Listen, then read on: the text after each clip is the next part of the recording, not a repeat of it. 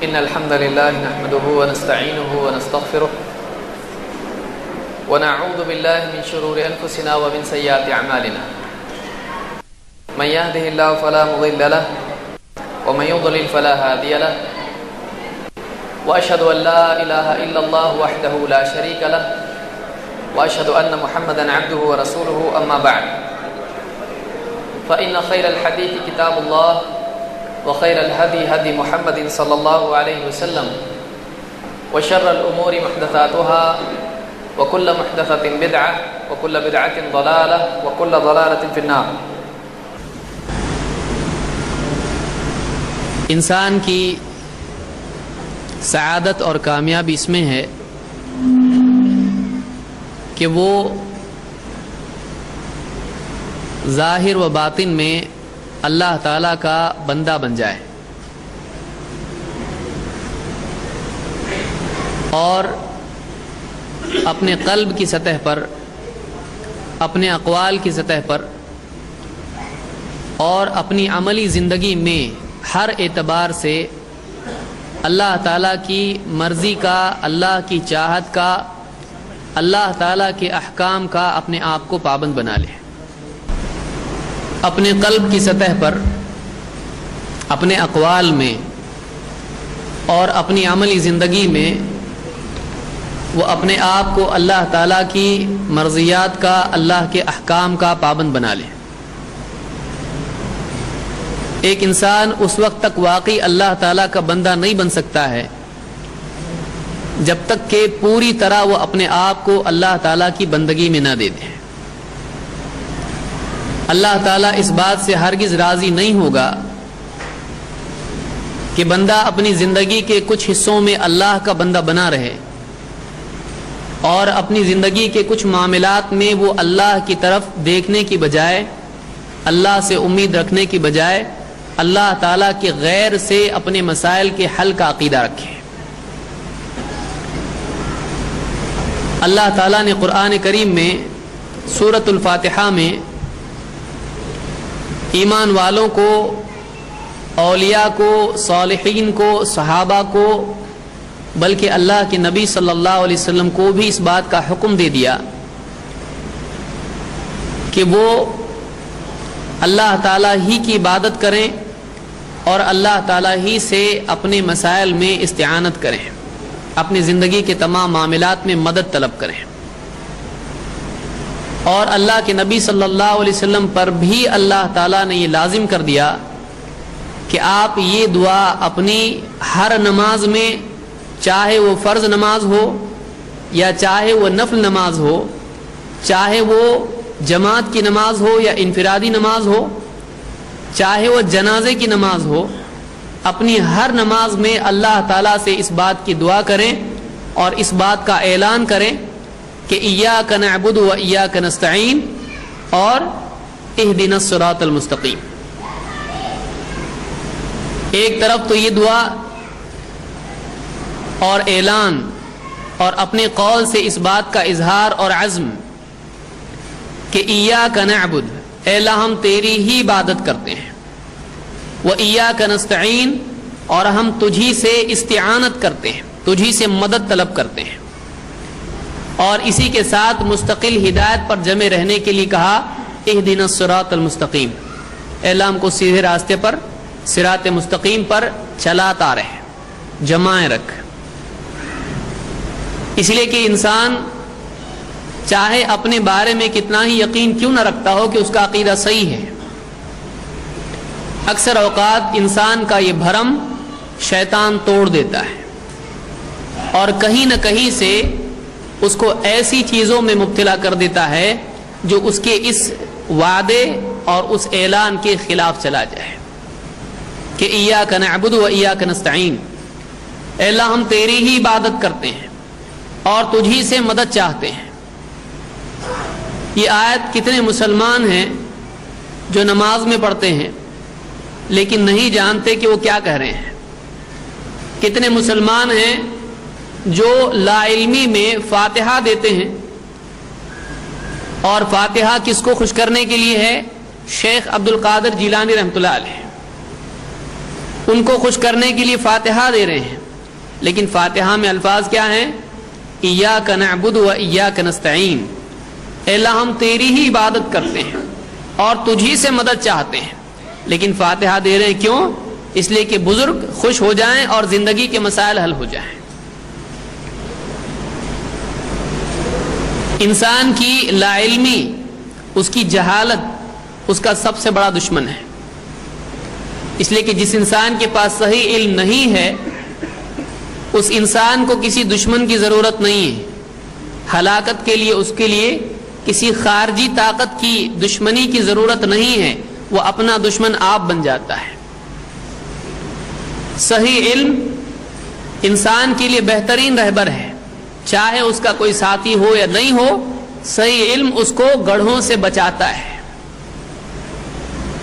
اور آج مسلمانوں کا حال یہ ہے کہ دنیاوی اعتبار سے ویسے بھی علم میں بہت پیچھے ہیں، لیکن دینی اعتبار سے اس سے بھی زیادہ پیچھے ہیں۔ امت کا اکثریت طبقہ ایسا ہے جس کو قرآن کی بنیادی باتیں، دین کی بنیادی باتیں بھی نہیں معلوم ہیں۔ آپ مسجد میں عید کے دن جتنے لوگ آتے ہیں، آپ ان میں سے پوچھیں، اگر اعلان کریں عام علاقوں میں کہ بھائی ایاک نعبد و ایاک نستعین آپ پڑھتے ہو، اس کے معنی کیا ہیں؟ امت کا اکثریت طبقہ اس کو نہیں جانتا ہے۔ اذان کے الفاظ کا ترجمہ کیا ہے؟ اشہد ان لا الہ الا اللہ، بہت سارے لوگوں کو نہیں معلوم ہے۔ یہی وجہ ہے کہ بہت سارے مسلمان جہالت کی وجہ سے، جب جہالت ہے تو پھر صحیح غلط، غلط صحیح کرنا بہت آسان ہو جاتا ہے۔ شیطان کے لیے انسان کی جہالت، اس کی لا علمی ایک بہت بڑا ذریعہ بن جاتی ہے اس کو گمراہ کرنے کا۔ اسی لیے انبیاء سب سے بڑی چیز دلیلیں دے کر بھیجے گئے، ایسی دلیلیں جس کے ذریعے سے شر اور خیر میں، حق اور باطل میں فرق کیا جا سکتا ہے۔ علم ایک انسان کو صحیح اور غلط میں تمیز سکھاتا ہے، لیکن اگر علم اس سے چھین دیا جائے، صحیح علم اس سے ہٹا دیا جائے تو تمیز کی طاقت اس سے چھن جاتی ہے، اور جب آدمی صحیح اور غلط میں تمیز نہیں کر پاتا ہے تو شیطان آتا ہے، بتاتا ہے دیکھیے یہ جو چیز ہے یہی صحیح ہے، وہ غلط کو صحیح کر کے دکھاتا ہے اور صحیح کو غلط کر کے دکھاتا ہے۔ کتنے مسلمان ہیں جو قرآن پڑھتے ہیں، کتنے مسلمان ہیں جو قرآن سمجھتے ہیں، کتنے مسلمان ہیں جو قرآن کے مطابق عمل کرتے ہیں۔ ایک بہت بڑا المیہ امت کا کہ علم کی کمی سے نہ صرف عمل کی خرابی پیدا ہوتی ہے، بلکہ علم کی کمی سے انسان کے عقائد کا بگاڑ پیدا ہوتا ہے۔ کتنے مسلمان ہیں جو شرک میں مبتلا ہیں، لیکن نہ صرف یہ کہ ان کو احساس نہیں کہ یہ شرک نہیں، یہ شرک ہے، ان کے دلوں میں بات ہوتی ہے، ان کی سمجھ میں بات آتی ہے کہ ہم جو عمل کر رہے ہیں وہ شرک نہیں، یہ تو بے عینی ہی ایمان ہے۔ اس لیے کتنے مسلمان ہیں جو صالحین کی قبروں پر جا کر وہاں سجدے کرتے ہیں، جانور ذبح کرتے ہیں اور وہاں پر نظر نیاز کرتے ہیں، اور ان کا ایمان یہ ہوتا ہے کہ یہ ہماری نجات کا ذریعہ ہے۔ اب بتائیے کتنا بڑا المیہ ہے امت کا، کتنی خطرے کی چیز ہے کہ ہلاکت کو انسان اپنے لیے سعادت سمجھ لے۔ ایسی چیز جو برباد کرنے والی ہے، ایک انسان اس کو اپنے لیے نجات کا ذریعہ سمجھ لے، اس سے بڑا دھوکہ انسان کا کیا ہو سکتا ہے؟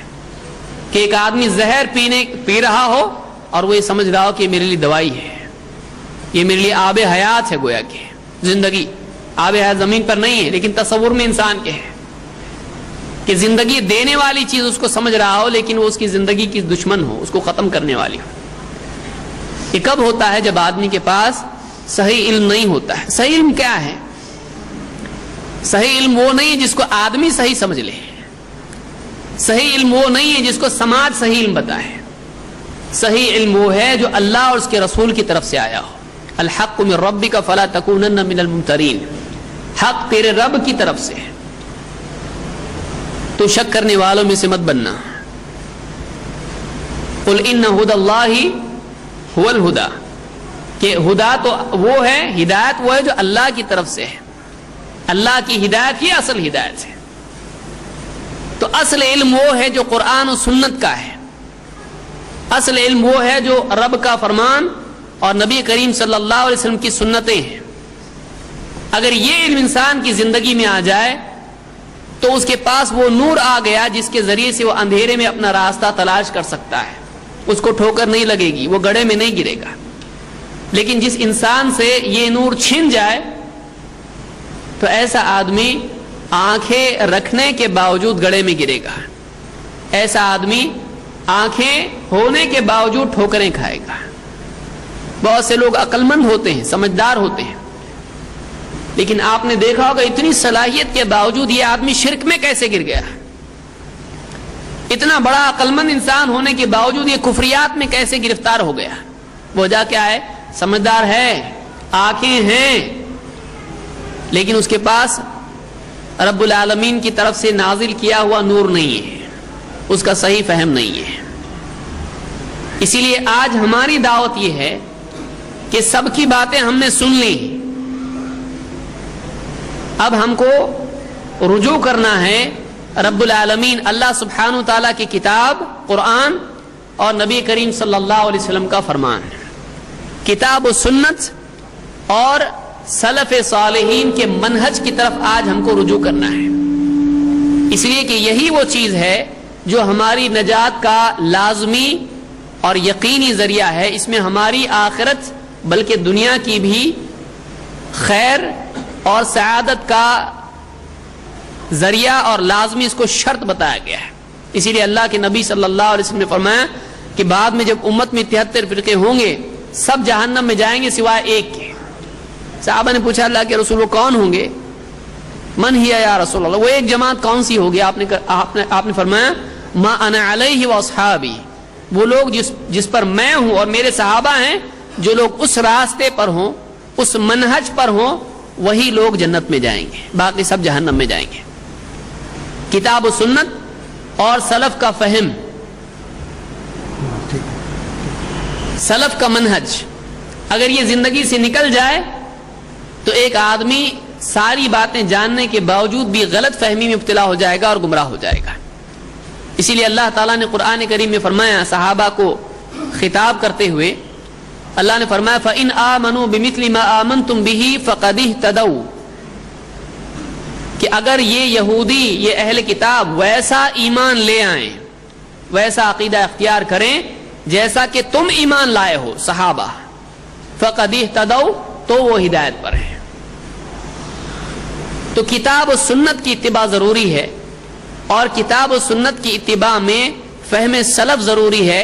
اپنے دل سے قرآن کی کوئی آیت آدمی اٹھا کے اس پر اپنی عقل سے کوئی بھی مطلب لے لے اور عمل شروع کر دے. وَابْتَغُوا إِلَيْهِ الْوَسِيلَةَ, لے لیا قرآن سے, وسیلہ اللہ کی طرف تلاش کرو, پھر اس نے قبروں کو وسیلہ بنانا شروع کر دیا, پیر کے پاؤں دھو کر پینا شروع کر دیا. اگر اپنی طرف سے قرآن کے الفاظ کو معنی عطا کرے گا ایسا آدمی گمراہ ہو جائے گا. ضروری یہ ہے کہ کلام بھی اللہ کا ہو اور فہم بھی اللہ کی طرف سے دیا گیا ہو, اور اللہ تعالیٰ نے قرآن کے سمجھانے کی ذمہ داری دی محمد عربی صلی اللہ علیہ وسلم کو. وَأَنزَلْنَا إِلَيْكَ الذِّكْرَ, اے نبی ہم نے آپ کی طرف یہ نصیحت کی کتاب نازل کی ہے, لِتُبَيِّنَ لِلنَّاسِ مَا نُزِّلَ إِلَيْهِمْ وَلَعَلَّهُمْ يَتَفَكَّرُونَ, تاکہ اے نبی آپ لوگوں کو واضح طور پر بیان کر دیں کہ ان کے رب کی طرف سے ان کے پاس کیا نازل ہوا ہے, اور تاکہ وہ غور و فکر کریں.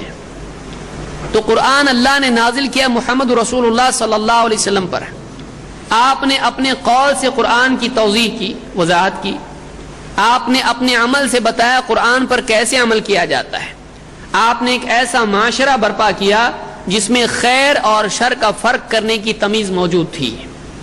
اس سماج اور اس معاشرے کے تعامل سے پریکٹیکل ایپلیکیشن جس کو کہتے ہیں, عملی تطبیق جس کو کہتے ہیں, اس سے سمجھ میں آئے گا کہ واقعی اللہ تعالیٰ کو کیا پسند تھا, کیا پسند ہے اور کیا ناپسند ہے.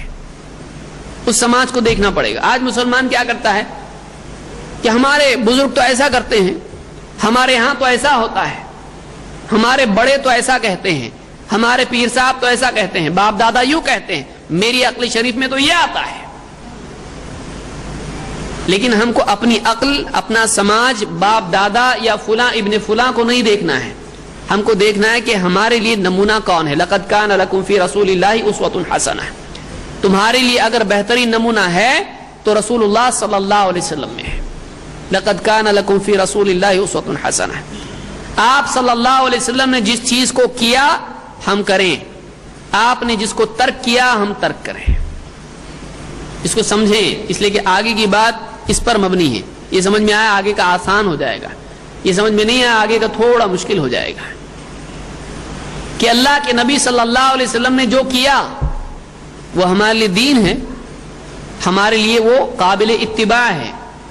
اور آپ نے موقع ہونے کے باوجود، امکان ہونے کے باوجود جس کو عمدن ترک کیا، اس کا ترک کرنا بھی ہمارے لیے ضروری ہے.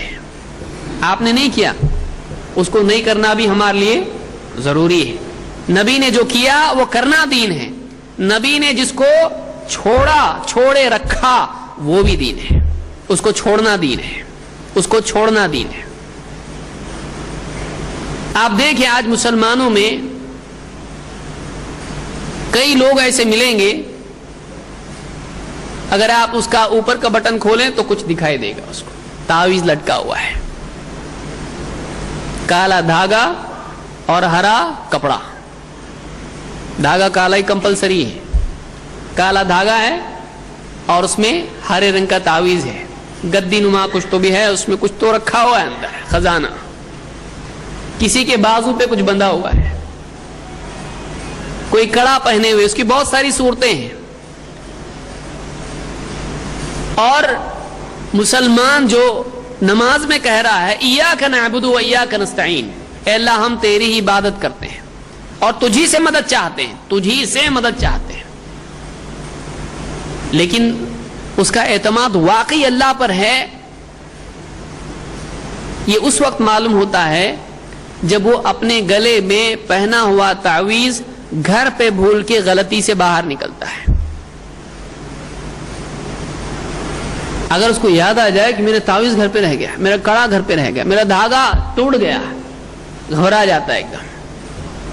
کل کیوں نہیں گھبرا رہا تھا؟ تعویذ تھا، کڑا تھا، دھاگا تھا، لیکن آج کیوں گھبرا رہا ہے؟ وہ نہیں. کل اللہ تھا، ہاں اللہ تو سب کچھ کرنے والا ہے، تو کل کیوں نہیں گھبرا رہا تھا؟ اللہ ہے لیکن تعویذ بھی ہے.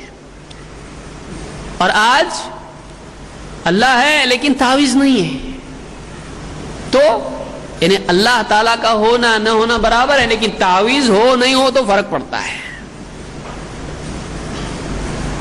اللہ تعالیٰ نے قرآن کریم میں فرمایا الیس اللہ بکاف عبدہ، کیا اللہ اپنے بندے کے لیے کافی نہیں ہے؟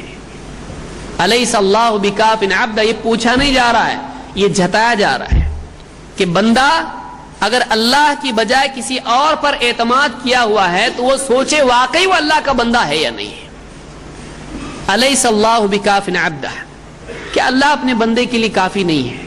اگر واقعی اللہ کا بندہ ہے تو اس کا اعتقاد، اس کا یقین یہ ہونا چاہیے کہ ہاں اللہ میرے لیے کافی ہے. معلوم ہوا اللہ کافی ہے، یہ عقیدہ ہے اس آدمی کا جو واقعی صرف اور صرف اللہ کا بندہ ہو. لیکن جس کی بندگی بٹی ہوئی ہو تو اس کے لیے اللہ کافی نہیں ہوگا، اس کے لیے اور ایڈیشنل چیزیں چاہیے. ایک مومن کا عقیدہ یہ ہونا چاہیے کہ اللہ تعالی ہر ذریعے کا بدل بن سکتا ہے، لیکن کوئی بھی ذریعہ، کوئی بھی سبب، کوئی بھی چیز اللہ کا بدل نہیں بن سکتی ہے. اللہ ہر چیز کا بدل بن سکتا ہے. کوئی چیز نہیں ہے اللہ تعالیٰ اس کی کمی کو خود پورا کر سکتا ہے. اللہ کے نبی صلی اللہ علیہ وسلم ہیں، کھانا کم ہو گیا سفر میں، کیا کیا؟ کھانا نہیں، نہ کھیتی نہ باڑی، کچھ بھی نہیں. صحابی عمر رضی اللہ عنہ نے کہا اللہ کے رسول، کچھ صحابہ آئے، کہا اللہ کے رسول ہم جانور ذبح کر دیتے ہیں اپنی سواریوں کو، کھانا کم ہو گیا. آپ نے کہا ٹھیک ہے. حضرت عمر آئے، کہا اللہ کے رسول آپ ایسا کرنے کا حکم دیں گے سواریاں کم ہو جائیں گی، آپ ایسا کیجئے سب کے کھانے جمع کر لیجئے اور آپ اللہ سے دعا کیجئے. آپ نے کہا ٹھیک ہے ایسا کرو. سب نے کھانا جمع کیا اور بہت تھوڑا تھا، مشکل سے ایک دسترخوان پر جمع ہو سکتا تھا، وہ لوگ دسترخوان پہ کھاتے تھے. ایک چمڑے کے دسترخوان پہ جمع ہوا, اتنا تھوڑا اچھا خاصا آپ کے ساتھ لشکر ہے, کئی مسلمان ساتھ میں, تھوڑا سا کھانا ہے. آپ نے جو اللہ نے چاہا آپ نے دعا کی, کسی کو سکھایا نہیں, آپ نے دعا کی اللہ سے, اور جو اللہ اور آپ کے بیچ میں ہوا آپ کو ہی معلوم, اللہ کو معلوم کیا الفاظ تھے. آپ نے دعا کی اللہ سے اور کہا اس کو بھر لو, اپنے اپنے برتنوں میں بھر لو. سب نے برتنوں میں بھرنا شروع کر دیا ہے. صحابی کہتے ہیں کہ سب کے برتن بالکل بھر گئے, اور جتنا باقی تھا جیسا تھا ویسا ہی دسترخوان پر ابھی باقی تھا. کہاں سے آیا؟ کوئی ذریعہ نہیں, اللہ تعالیٰ چاہے دے سکتا ہے. ایک عورت آئے اللہ کے رسول صلی اللہ علیہ وسلم کے پاس, کہا اللہ کے رسول مجھ کو مرگی کی بیماری ہے, آپ اللہ سے دعا کیجئے کہ مجھ کو اللہ تعالیٰ اس سے شفا دے. آپ نے کہا اگر تو چاہے تو صبر کر, تیرے لیے جنت ہے, اور اگر تو چاہے تو میں اللہ سے تیرے لیے دعا کرتا ہوں. اس نے کہا میں صبر کروں گی, لیکن اتنی دعا کیجئے کہ اللہ تعالیٰ جب میں مجھ پر دورہ پڑے تو میرا حجاب نہیں کھلے. آپ نے اس کے لیے دعا کی. ایک مرتبہ ابن عباس نے اس عورت کو دیکھا طواف کرتے ہوئے کعبہ کا, تو آپ نے اپنے ساتھی سے کہا کہ جنتی عورت دیکھنا چاہتا ہے, یہ دیکھیے یہ عورت ہے, کیونکہ اس نے اللہ کے نبی صلی اللہ علیہ وسلم سے جب کہا تھا تو آپ نے کہا اگر تو صبر کرے تیرے لیے جنت سے, اور اس نے اس کو قبول کیا. اللہ تعالیٰ دوائی نہیں ہے, اللہ تعالیٰ علاج بغیر دوائی کے کر سکتا ہے, قدرت ہے اللہ کو. اگر کسی کے پاس کوئی ذریعہ نہیں ہے, اولاد نہیں ہے, اللہ تعالیٰ سے چھپ چھپا کے دعا کر رہے ہیں. کون؟ زکریا علیہ السلام. اے اللہ میری بیوی بانجھ, مجھ کو بڑھاپا آ گیا ہے, میرا سر جوش مارتا ہے بڑھاپے سے, واشتعل الرأس شیبا, میرا سر بڑھاپے سے جوش مارتا ہے, اور میری بیوی بانجھ ہے. اے اللہ مجھ کو اپنی طرف سے ایک وارث دے دے.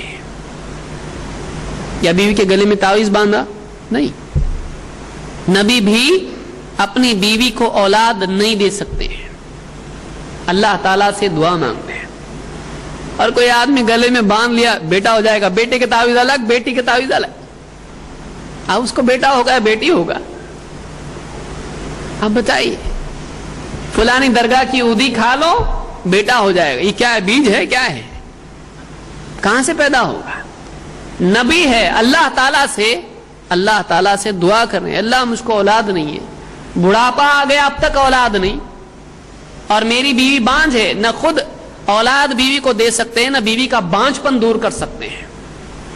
بھائی نبی کی بیوی ہے, کوئی معمولی انسان ہوتا ہے, وہ بھی تو اولیاء ہیں, وہ بھی تو اللہ کے مقرب بندے ہیں, لیکن اپنے آپ کو اولاد وہ خود نہیں دے سکتے, نبی تو اولاد نہیں دے سکتا. کس سے دعا کر رہے ہیں؟ اللہ تعالیٰ سے, کہ اللہ مجھ کو اولاد دے. فَهَبْ لِي مِن لَّدُنْكَ وَلِيًّا, اے اللہ تو اپنے پاس سے مجھ کو ولی دے, میرا وارث دے. سارے نبی اللہ سے مانگتے تھے, اور واقعی اللہ کا بندہ اللہ سے مانگے گا. جس کی بندگی بٹی ہوئی ہے وہ سب طرف جائے گا, سب طرف سر جھکائے گا, سب کے آگے ہاتھ پھیلائے گا. اللہ کے نبی صلی اللہ علیہ وسلم کو اللہ نے اس کا حکم دیا, فَاعْبُدْهُ وَتَوَكَّلْ عَلَيْهِ, اے نبی آپ اللہ کی عبادت کرو اور اسی پر اپنا توکل رکھو. وَتَوَكَّلْ عَلَى الْحَيِّ الَّذِي لَا يَمُوتُ, اے نبی آپ اس ذات پر اپنا بھروسہ رکھیں جو زندہ ہے, جس کو موت نہیں ہے, جو زندہ ہے اس کو موت نہیں ہے. زندگی کے سارے معاملات میں جس کا توکل, جس کا بھروسہ اللہ پر ہو, اللہ تعالیٰ غیبی طریقے سے اس کے مسائل کو حل کرتا ہے. لیکن جو انسان اللہ سے اپنے بھروسے کو ہٹا کر مختلف چیزوں میں اپنا بھروسہ رکھے, اللہ تعالیٰ کی طرف سے اللہ کی مدد اس سے ہٹ جاتی ہے, در بدر پھرتا رہتا ہے, مسئلہ حل ہوتا نہیں ہے. اور اگر ہو جائے تو اس کی بہت بڑی قیمت دینی پڑتی ہے, ایمان گنوا کے مسئلہ حل کرانا پڑتا ہے. کیا دیا کیا پایا, کیا کھویا کیا پایا. ایمان کھو کے دنیا کی چیزیں سامان پانا پڑتا ہے. دنیا کے سامان کی خاطر اپنا ایمان کھو دے, اس سے برا انسان کا سودا کیا ہو سکتا ہے. اولاد نہیں, جا کر کسی کے آگے سر جھکاتا ہے, سر ٹکاتا ہے, اولاد مل گئی, کیا ہوا؟ دینے والا اللہ ہے. دینے والا اللہ ہی ہے، لیکن اب اس کے دل میں اس کا عقیدہ آنے کی وجہ سے اس کا ایمان باطل ہو گیا ہے کہ فلاں نے نام بھی رکھ دیتا ہے، بابا بخش یا جو بھی ہے۔ انسان کے مسائل کا حل کرنے والا اللہ کے سوا کوئی نہیں ہے۔ وَإِن يَمْسَسْكَ اللَّهُ بِضُرٍّ فَلَا كَاشِفَ لَهُ إِلَّا هُوَ۔ اگر اللہ تعالیٰ تجھ کو کوئی تکلیف پہنچائے، مصیبت اللہ کی طرف سے تجھ پر آئے، اللہ کے سوا کوئی نہیں ہے جو اس کو ہٹائے۔ اللہ کے سوا کوئی مسائل کا حل کرنے والا ہے ہی نہیں، تو دکھتا ہے دھوکہ ہے یہ۔ اللہ کے سوا مسائل کو کوئی اگر حل کرنے والا ہوتا تو انبیاء اس کی طرف ہاتھ اٹھاتے۔ انبیاء نے اپنے ہاتھ ہمیشہ اللہ کے آگے اٹھائے، انبیاء نے اپنا سر ہمیشہ اللہ کے آگے جھکایا۔ اور آپ بتائیے مسلمان اپنے گلے میں ایک چیز لٹکا دے اور یہ ماننے لگے کہ اس سے مسئلہ حل ہوگا، آپ بتائیے کہاں اس نے اپنے آپ کو گرا دیا، کس درجے وہ چلا گیا۔ اور پھر آدمی کا بھروسہ اتنا زیادہ اس پر ہو جاتا ہے کہ پھر اس کو اس سے نکلنا مشکل ہو جاتا ہے۔ آج عام طور سے مسلمانوں میں یہ بلا پائی جاتی ہے کہ وہ تعویذ گنڈوں کی بلا میں، مصیبت میں پھنسے ہوئے نظر آتے ہیں، اور اچھا خاصا ایک بزنس اس کا بھی ہے، یہ سپر نیچرل بزنس ہے، اور اس کی فی زیادہ ہوتی ہے۔ کچھ ہوتے ہیں جو فری میں کرتے ہیں، لیکن ان کے الگ الگ کاؤنٹر ہوتے ہیں، غریبوں کا کاؤنٹر الگ، فری کاؤنٹر، اور کچھ بڑے مل گئے ان کا فری نہیں ہوتا، ان کا ایک ساتھ یہاں کا وہاں کمپنسیشن ہو جاتا ہے، بھرپائی ان کی اپنے آپ ہو جاتی ہے کہ 10 کو فری میں دو اور ایک کا ادھر سے بھرپائی کر لو۔ ایسے بھی لوگ ہوتے ہیں، اور کیا کچھ نہیں دیتے ہیں۔ اگر آپ کھول کے دیکھیں تعویذ تو اس میں بعض اوقات فرشتوں کے، بعض اوقات انسانوں کے، بعض اوقات نہ معلوم کس کس کے نام نکلتے ہیں، بعض اوقات تو خالی کاغذ نکلتا ہے، کیونکہ کون چیک کرنے والا ہے، کون دیکھنے والا واقعی اس میں ہے کیا، اور اتنا بزی ہے اس کو کہاں ٹائم ہے لکھتے بیٹھنے کے لیے، کاغذ ڈال دیا دے دیتا تعویذ اس کو، چل رہا، کون چیک کرتا ہے؟ چیک کرنے والوں کی کوئی چیک کرنے والا ہی نہیں ہے۔ وہ تو تب معلوم پڑتا ہے جب وہ تعویذ کسی وجہ سے کھولا جاتا ہے، تب جا کے معلوم پڑتا ہے اس میں تو نیوز پیپر تھا، اس میں نیوز پیپر ایسا بھی ہوا ہے، کچھ بھی ٹکڑا نکل جاتا ہے کاغذ کا، کوئی چیز نہیں اس کے اندر ہے۔ تو یہ شرعی حیثیت اس کی کیا ہے؟ اور کچھ لوگ اس بارے میں کچھ عقلی اور کچھ نقلی دلیلیں دیتے ہیں، تو یہ کیا چیز ہے شرعی اعتبار سے، اس کی کیا حیثیت ہے، اس کا کیا معاملہ ہے؟ آئیے دیکھتے ہیں کہ تعویذ کی شرعی حیثیت کیا ہے، اور واقعی تعویذ لٹکانا یہ شرک ہے یا نہیں ہے۔ اس کی صورتیں کیا کیا ہیں مسلمانوں میں رائج، جو نام بدلنے سے کام نہیں بدلتا ہے۔ لٹکانے کی چیز کو بولتے تعویذ لٹکایا جاتا ہے، باندھا جائے وہ تعویذ نہیں، اچھا یعنی آپ بتائیے بت ہی ہو تو وہ شرک ہو جائے گا، اور پیڑ کے آگے جھکنا شروع کر دے تو شرک نہیں ہوگا۔ جو عمل کیا جا رہا ہے، چاہے صورت کچھ اور بدل جائے لیکن عمل تو وہی ہے۔ تو تعویذ کیا ہے؟ عرب کے دور میں مشرکین اپنے گلے میں یا بازو پر یا کہیں اور دھاگا گرہیں لگایا ہوا، یا اس میں منکے وغیرہ ہوتے تھے، اس طرح سے بچوں کو پہنایا کرتے تھے، جانوروں کو پہنایا کرتے تھے، دھاگے ان میں ڈالا کرتے تھے گردنوں میں ان کی، تاکہ ان کو نظر نہ لگے اور وہ شر سے بچیں۔ اس کو وہ تمیمہ کہا کرتے تھے۔ تمیمہ تممہ سے، تممہ مکمل کرنا، پورا کرنا، کام پورا ہو جائے گا۔ بعض تعویذ کی اس پہ لکھا ہوتا ہے گارنٹی، 100% گارنٹی لکھا ہوتا ہے کہ یہ تعویذ ہے آپ کے دین دنیا کے سارے مسائل کا حل، اس میں سپر مسئلہ، ایک دم سپر حل، ایک تعویذ میں سارے کام۔ وہ تعویذ کو آٹومیٹک معلوم ہو جاتا ہے اس کی کیا کیا پرابلم ہے، اور سارے مسائل اس کے حل کر دیتا ہے۔ اس طرح سے دعوے ہوتے ہیں کہ فلانی رات کو ایک رات ہوتی ہے سال میں، یہ تعویذ اس ایک رات میں جس میں لکھا ہوا تعویذ سارے کام بناتا ہے۔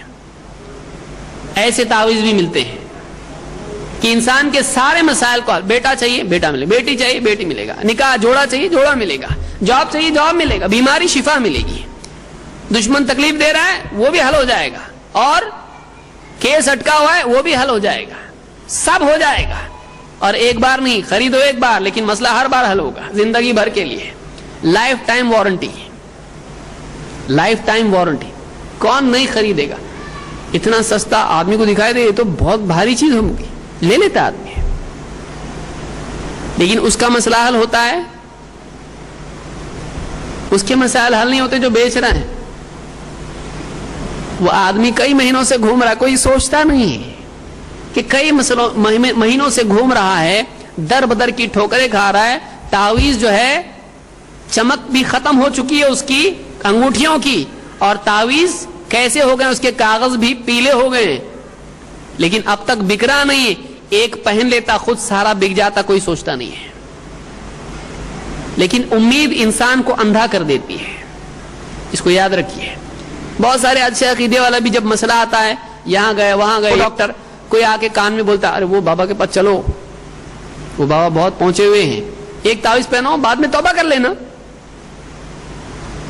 بعد میں توبہ کر لینا، اللہ غفور رحیم ہے، معلوم نہیں قرآن کی آیت نمبر یہ، اور شیطان سجھاتا بھی ایسے وقت میں، دلیلیں سامنے آتی ہیں، شرک کروا دیتا ہے اور بعد میں توبہ کی توفیق نہیں ہوتی ہے، اور ہمیشہ دھبا کفر اور شرک کا دل میں لیے پھرتا ہے، ندامت کبھی ختم نہیں ہوتی ہے، عین وقت آدمی کو پھسلا دیتا ہے۔ تو تعویذ کے بارے میں مختلف شکلیں پائی جاتی ہیں۔ مثال کے طور پر بہت سارے لوگ گھروں میں کالی گڑیا لٹکاتے ہیں، اب غیر مسلم کالی لٹکاتے ہیں، ہمارے مسلمانوں نے اس کا کلر چینج کر دیا، اسلامی بنا لیا اس گڑیا کو، ہری گڑیا، کلر بدلنے سے حکم بدلے گا، ہری گڑیا۔ بعض گڑیا اب دیکھیے بہت سارے لوگ دھیان نہیں دیتے ہیں، گاڑیوں میں لٹکی ہوتی ہے، گاڑی کوئی پر لٹکا ہوا ہوتا ہے مرغی کا یا کسی کے مور کا پر لٹکا ہوا ہوتا ہے، تو گڑیا لٹکی ہوئی تھی گھروں میں، دکانوں میں اس طرح کی کوئی چیز لٹکی ہوئی ہوتی ہے۔ یا بعض لوگ ناریل لٹکاتے ہیں، کچھ لوگ کالے کپڑے میں اور کچھ لوگ ہرے کپڑے میں ناریل لٹکایا جاتا ہے گھروں میں، خاص طور سے دکانوں میں۔ ناریل لٹکانے سے مسئلہ حل ہوگا؟ وہ ناریل لٹکا ہوا کیا کرے گا بتائیے؟ اس کا پانی سوکھ جاتا ہے لٹکے لٹکے، وہ آپ کی زندگی ہری بھری شاداب کرے گا، سرسبز شاداب، آپ کو وہ خود سوکھ گیا لٹکے لٹکے، سڑ گیا وہ اوپر، وہ آپ کے مسائل حل کرے گا؟ ناریل لٹکا کے آدمی سمجھتا ہے میرا مسئلہ حل ہوگا۔ بعض لوگ بچوں کے گلے میں ریچھ کے بال ڈالتے ہیں، کہ بچہ رات کو بہت ڈر کے اٹھتا ہے، اس کے گلے میں کیا ڈالتے ہیں؟ ریچھ والا آتا ہے، سال میں ایک بار چکر اس کا ہوتا ہے، اور وہ گلی گلی گھومتا ہے۔ عورتیں دوپہر کے وقت میں ہوتی ہیں، مرد تو سب کام پہ جاتے ہیں، اب وہ آ کے ڈگڈگی بچا کے بتاتا ہے کہ جس کے بھی بچے کو ڈر لگتا ہے، کچھ پریشانی ہے، یہ ریچھ کے بال اس کے گلے میں ڈالو، ڈرنا بند، پیشاب کرتا ہے نیند میں، وغیرہ وغیرہ وغیرہ۔ اب عورتیں، ان کو سہارا چاہیے، کچھ نہ کچھ سلوشن چاہیے، ڈاکٹر کے پاس جا رہے ہیں لیکن کچھ ہو رہا نہیں ہے، ریچھ کے بال لیے گلے میں۔ اتنی اچھی مخلوق اللہ کی، جس کو اللہ نے بہت ساری مخلوقات پر شرف دیا، لقد خلقنا الانسان فی احسن تقویم، اب اس کے گلے میں ناچنے والا ریچھ، اس کے بال ڈال دیے جاتے ہیں، بچے کے گلے میں ریچھ کے بال، اور وہ لیے گھومتا ہے۔ اسی طرح سے بہت سارے لوگ لیمو اور مرچ لٹکاتے ہیں، 5 مرچ اور 1 لیمو، اس کی کوانٹٹی الگ الگ ہوتی ہے، 5 والا ہوتا ہے، 7 والا ہوتا ہے، اس طرح سے 9 والا بھی مرچ والا ہوتا ہے، وہ لٹکایا جاتا ہے تاکہ مسئلے حل ہوں۔ کبھی اس کو کاٹ کے لٹکایا جاتا ہے، کبھی باندھ کے، کبھی اور صورتیں اس میں جو ہے پن وغیرہ لگا کے بھی بہت سارے لوگ اس کو لٹکاتے ہیں۔ ابھی نیا لیٹسٹ جو ہمارا تعویذ ہے آیا، مسلمانوں میں راج ہو چکا ہے، آپ دیکھیے اس سے پہلے یہ بھی نہیں تھا، کعبے کا دروازہ۔ بہت سارے لوگ اپنی ہوٹلوں میں، دکانوں میں کعبہ کا دروازہ لگتے ہیں، وہ بھی دکھنے میں سونے کا ہوتا ہے لیکن وہ ہوتا ہے پلاسٹک کا، اور یہ اپنی دکانوں میں لگا کے سمجھتے ہیں کہ اس سے خیر و برکت آئے گی۔ بہت سارے لوگوں کی نیت واقعی ہوتی ہے، ان کو معلوم ہے یہ کیوں لیا ہے، کام بنانے کے لیے، لیکن بولتے ہیں بھائی اس کو دیکھ کے اللہ یاد آئے گا، اللہ کا گھر یاد آئے گا، ہم کو ایک دن حج جانا ہے، حج کی یاد آئے گی۔ آدمی کرنے کے کام کے لیے بڑی دلیلیں دیتا ہے، اپنے مسجد میں نہیں جاتا ہے، علاقے کی مسجد میں نہیں جا رہا ہے، اور کعبہ جانے کی امید رکھ رہا ہے، 5 وقت اذان ہو رہی ہے، اس کو بلایا جا رہا ہے، وہاں نہیں جا رہا ہے، اور کعبہ کا دروازہ اپنے گھر میں لگا کے سمجھتا ہے کہ اس سے حج کی یاد آئے گی۔ 5 ٹائم کی نماز تو پہلے پڑھ، وہاں جا کے حج کرنے کی بات اپنی جگہ درست ہے، لیکن یہ سمجھتے ہیں کہ اس کے ذریعے سے کیا ہوگا، گھر میں خیر و برکت آئے گی۔ کچھ لوگ درگاہ کا ناڑا باندھتے ہیں، رات میں درگاہ پہ رکھا جاتا ہے ناڑا، اور رات بھر میں وہ چارج ہوتا ہے، اس کے بعد میں وہ لے کے اس کو باندھتے ہیں، رات بھر میں اس میں پاور آتا ہے۔ کچھ لوگ وہاں پہ کڑا رکھتے ہیں، کچھ لوگ وہاں پہ کڑا یعنی اس پہ کچھ لکھا ہوا نہیں ہوتا، تانبے کا ہوتا ہے وہ، اور کچھ کڑے کیا ہوتے ہیں، سٹیل کے ہوتے ہیں، اس پہ آیت الکرسی لکھی ہوئی ہوتی ہے. یہاں لگا دیا، ختم، کام بننے والا. اب جہاں بھی جاؤ سرخرو ہو کے آؤ، جہاں بھی جائے گا، جہاں بھی جائے. اب دو پہن کے آئے تو کیا ہوگا، ادھر سے یہ آیا لڑنے کے لیے اور ادھر سے وہ بھی کڑا پہن کے آیا اسی درگاہ کا. بتائیے اب کیا ہوگا، بابا کس کو دیں گے، سکسیس کس کے لیے، وکٹری کس کے لیے، کیا ہی ہے. یعنی حق ہے، باطل ہے، صحیح ہے، غلط ہے، بابا کو اس سے کوئی دلچسپی نہیں. میرا کڑا لے جاؤ، کامیاب ہو کے واپس آؤ اور اگلے سال پھر عرس میں آنا. یعنی صحیح غلط کی کوئی تمیز نہیں، بس کڑا باندھ لیا، ناڑا باندھ لیا، مسئلہ حل ہو جائے گا. تو بعض لوگ کڑا پہنتے ہیں، بعض لوگ گاڑی میں تسبیح لٹکاتے ہیں. تسبیح لٹکاتے ہیں، وہ یہ سمجھتے ہیں اس تسبیح کے ذریعے سے کیا ہوگی، گاڑی کا ایکسیڈنٹ نہیں ہوگا. بعض لوگ حروف مقطعات کی تختی لگاتے ہیں. دیکھیے ساری صورتیں ہیں، الف لام میم صاد، یاسین، حامیم، یا اس طرح سے جو بھی حروف ہیں قرآن میں، وہ ان حروف کو دکان میں لگاتے ہیں اور سمجھتے ہیں کہ ان کے ذریعے سے کیا ہوگا، دکان میں خیر و برکت آئے گی، بزنس ایسا چلے گا پانی کی طرح سے. کچھ لوگ اس سے اور آگے بڑھ کر کیا کرتے ہیں، اس کی بے حرمتی ہوگی اس لیے کیا کرتے ہیں، 420 555 71 92 786 اس طرح کے باکس ہوتے ہیں اور اس میں ادھر سے بھی ٹوٹل، ادھر سے بھی ٹوٹل، ادھر سے بھی ٹوٹل. یہ ایک عجیب و غریب چیز ہے، کہیں سے بھی ٹوٹل مارو سیم آتا ہے. تو اس طرح سے نمبر ہوتے ہیں اور نمبروں کی تختی لگائی جاتی ہے. یہ نمبر کیا ہیں، سیکرٹ نمبر ہیں، یہ سولوشن والے نمبر ہیں، یہ سولوشن کوڈز ہیں. جس کے گھر میں رہے گا کوئی بلا نہیں آئے گی، سب بھلا ہی بھلا ہوگا اس میں. اسی طرح سے بعض لوگ انگوٹھی پہنتے ہیں عقیق کی، اور یہ عقیدہ رکھتے ہیں کہ عقیق کا کھڑا اگر اس کے اندر ہو، پتھر اس کے اندر ہو، تو ایسی انگوٹھی پہن کے جانے والا کبھی فیل نہیں ہوتا ہے اور اس کو کوئی نقصان نہیں ہو سکتا ہے. اور بعض لوگ یہ عقیدہ رکھتے ہیں کہ کچھ بھی اگر ڈیمیج ہونے والا ہے تو اپنے کو ڈیمیج ہونے سے پہلے اس کو ڈیمیج ہوتا ہے، وہ ٹوٹ جاتا ہے، تو معلوم پڑتا ہے کچھ تو بھی اشبھ ہونے والا ہے ابھی. تو یہ کیا ہے، پری وارننگ، یعنی پری ایکسیڈنٹ وارننگ ہے. یہ کچھ بھی حادثہ ہونے سے پہلے اس انگوٹھی کو معلوم ہو جاتا ہے کہ ہاں حادثہ ہونے والا ہے. اچھا وہ انگوٹھی کھونے سے پہلے کبھی ٹوٹتی نہیں ہے، ظاہر ہے کھونا بھی تو پرابلم ہے نا، کسی کسی کی کھو جاتی ہے، تو کھونے کے پہلے ٹوٹی نہیں، یہ تو نقصان ہوا نا اس کا، تو نقصان ہونے سے پہلے کبھی نہیں ٹوٹی ہو. تو کئی لوگ ہیں جو اس طرح کا عقیدہ رکھتے ہیں کہ پتھر اگر کوئی پہنتے ہیں ہرا نیلا پیلا یہ وہ تو اس کے کام بننے والے ہیں. اسی طرح سے بعض لوگوں کے تعویذ کھولے گئے تو اس میں 5 نام نکلتے ہیں، محمد صلی اللہ علیہ وسلم، علی، فاطمہ، حسن، حسین، یہ 5 نام اس میں سے نکلتے ہیں. بعض لوگوں کا کھولیں گے تو یا جبریل، یا میکائیل، یا اسرافیل، یا اس طرح سے فرشتوں کے نام ان کو ندا ملتی ہے، ان کو پکارا جا رہا ہے. اور بعض لوگوں کے تو کیا اول فول کچھ بھی نکلتا ہے، وہ جیسے آگے آپ دیکھیں گے کیا کیا تعویذ میں نکل سکتا ہے. تو اس طرح کی چیزیں بہت سارے مسلمان پہنتے ہیں. آپ بتائیے کہ اللہ ہم کو کافی نہیں ہے؟ شرم آنا چاہیے مسلمان کو، اللہ کافی نہیں اس کے لیے. کیا یہ ساری چیزیں یا ان میں سے کوئی ایک چیز اللہ کے نبی صلی اللہ علیہ وسلم اور صحابہ کرتے تھے؟ دوسری قوموں کا سیکھ سیکھ کے مسلمان ہی کرنا شروع کیا ہے.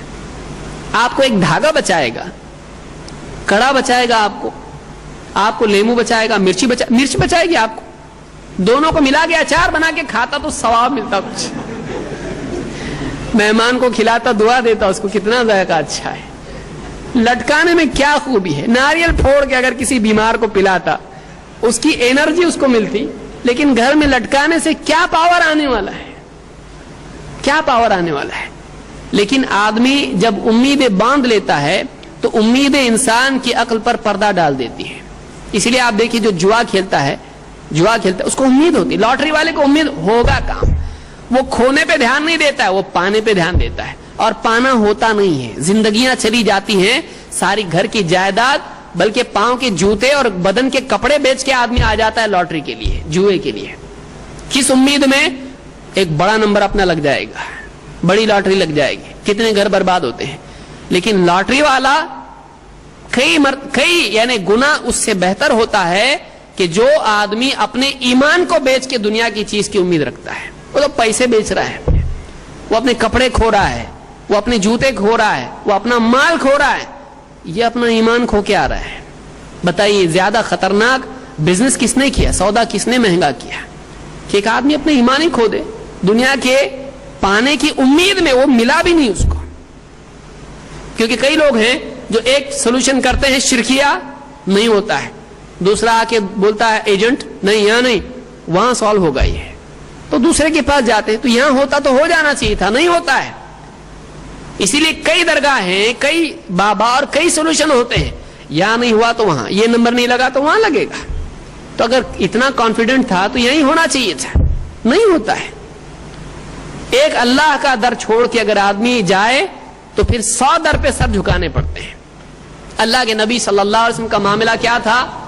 کان اذا حزبہ امر صلی, کان اذا حزبہ امر صلی, جب آپ کو کوئی پریشانی پیش آتی آپ نماز پڑھتے ہیں. اور اللہ نے خود اس کا حکم قرآن میں دیا, واستعینوا بالصبر والصلاح, مدد چاہو اللہ کی, استعانت اختیار کرو, کیسے؟ صبر اور نماز کے ذریعے سے. تو یہ اللہ کا حکم ہے, یہ دین ہے. تعویذ گنڈے آدمی کے دین کو برباد کرتے ہیں, اس کے ایمان کو برباد کرتے ہیں, اس کے مسائل کو حل بھی نہیں کرتے ہیں. یہ بھرم ہوتا ہے کہ ہو رہا ہے, یہ بھرم ہوتا ہے, ہو رہا ہے. کیوں بھائی؟ جو تعویذ گنڈے نہیں پہنتے ان کے مسائل حل نہیں ہوتے, تو کیسا حل ہو رہے ہیں ان کے بھی تو حل ہو رہے ہیں.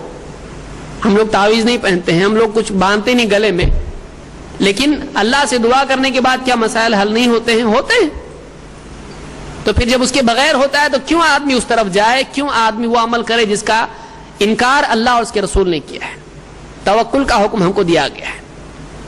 آئیے دیکھتے ہیں اس بارے میں قرآن و سنت میں ممانعت کی کیا دلیل ہے. بعض لوگوں کا کہنا کیا ہوتا ہے, ٹھیک ہے سب, لیکن یہ منع کدھر ہے؟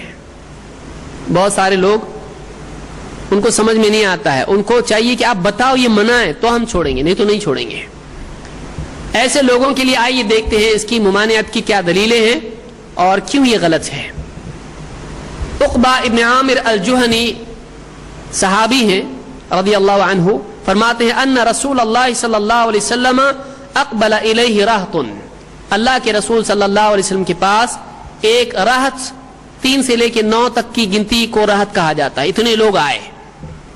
اقبل الیہ رہط, 9-10 آدمی آپ کے پاس آئے.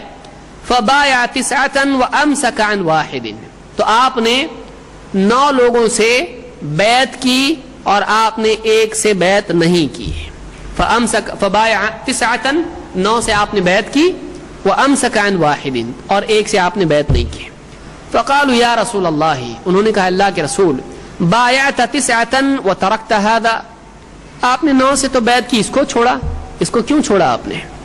قال ان علیہ تمیمہ, آپ نے کہا اس پر تمیمہ ہے, اس پر تمیمہ, اس پر تمیمہ ہے, یعنی اس پر تعویذ لٹکا ہوا ہے. فادخل یدہ فقطعها فبايعه, تعویذ اندر ہاتھ ڈال کے توڑ کے نکالا تو آپ نے ان سے بیعت کی. توڑا, یا تو آپ نے توڑا یا تو خود انہوں نے توڑا, اندر سے تعویذ جو لٹکا ہوا تھا اس کو توڑ کے نکال دیا. اس کے بعد اللہ کے نبی صلی اللہ علیہ وسلم نے ان سے بیعت کی, جب تک کہ ان پر تعویذ تھا آپ نے ان سے بیعت نہیں کی. وقال من علق تمیمۃ فقد اشرک, اور آپ نے فرمایا جس نے تمیمہ لٹکایا اس نے شرک کیا, جس نے تمیمہ لٹکایا اس نے شرک کیا. اس حدیث سے معلوم ہوتا ہے کہ تمیمہ لٹکانا, تعویذ گنڈے باندھنا, یہ کیا ہے؟ یہ شرک ہے. اس کو امام احمد اور امام حاکم نے اپنی کتابوں میں نقل کیا اور یہ صحیح روایت ہے. اسی طرح سے ابو بشیر الانصاری رضی اللہ تعالیٰ عنہ کہتے ہیں انہ کان مع رسول اللہ صلی اللہ علیہ وسلم فی بعض اسفارہ, کہ وہ اللہ کے نبی صلی اللہ علیہ وسلم کے ساتھ کسی سفر میں تھے. والناس فی مبیتہم, اور لوگ اپنے اپنے آرام کی جگہوں میں آرام کر رہے تھے. فارسل رسول اللہ صلی اللہ علیہ وسلم رسولا, تو اللہ کے رسول صلی اللہ علیہ وسلم نے ایک پیغام دے کر ایک آدمی کو بھیجا, ایک رسول کو بھیجا.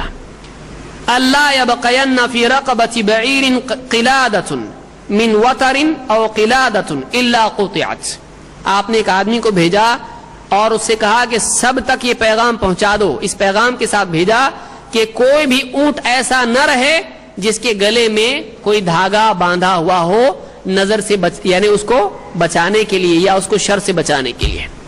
اس زمانے میں انسان تو انسان اونٹ کے گلے میں بھی لوگ باندھتے تھے. میں نے ایک کتاب دیکھی تعویذ گنڈوں کی, اس میں اونٹ تو اونٹ, بچے تو بچے, مرد عورت تو چھوڑیے, پیڑ کو بھی تعویذ باندھنا ہے.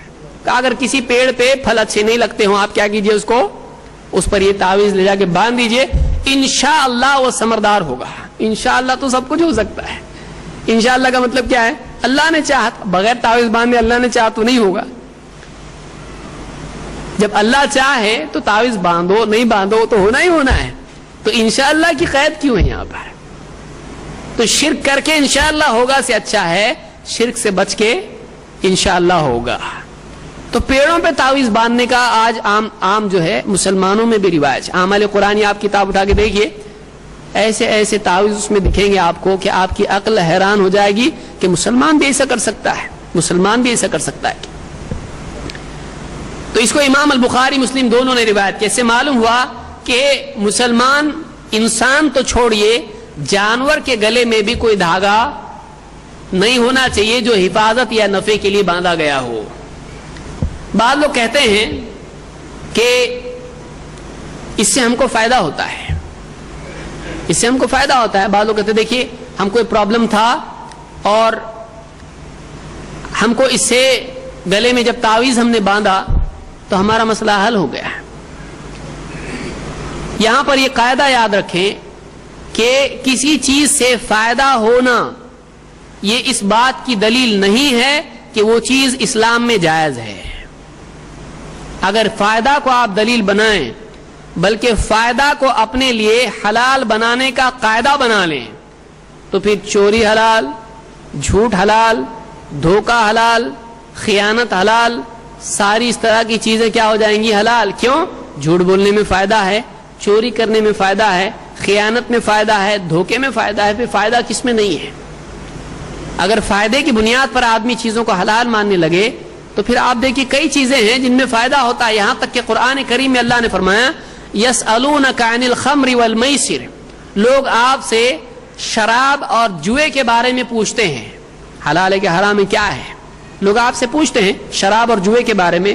قل فیہما اثم کبیر ومنافع للناس, اے نبی آپ لوگوں سے یہ کہیے کہ اس میں بہت بڑا گناہ ہے اور لوگوں کے لیے کچھ فائدے بھی ہیں. وَإِثْمُهُمَا أَكْبَرُ مِن نَفْعِهِمَا, اور ان دونوں کا گناہ ان کے فائدے سے بڑا ہوا ہے. اب یہ بات معلوم ہوئی کہ چیک کرنا ہے تو کیا دیکھا جائے گا؟ اس میں فائدہ ہے لیکن اس میں گناہ ہے کیا؟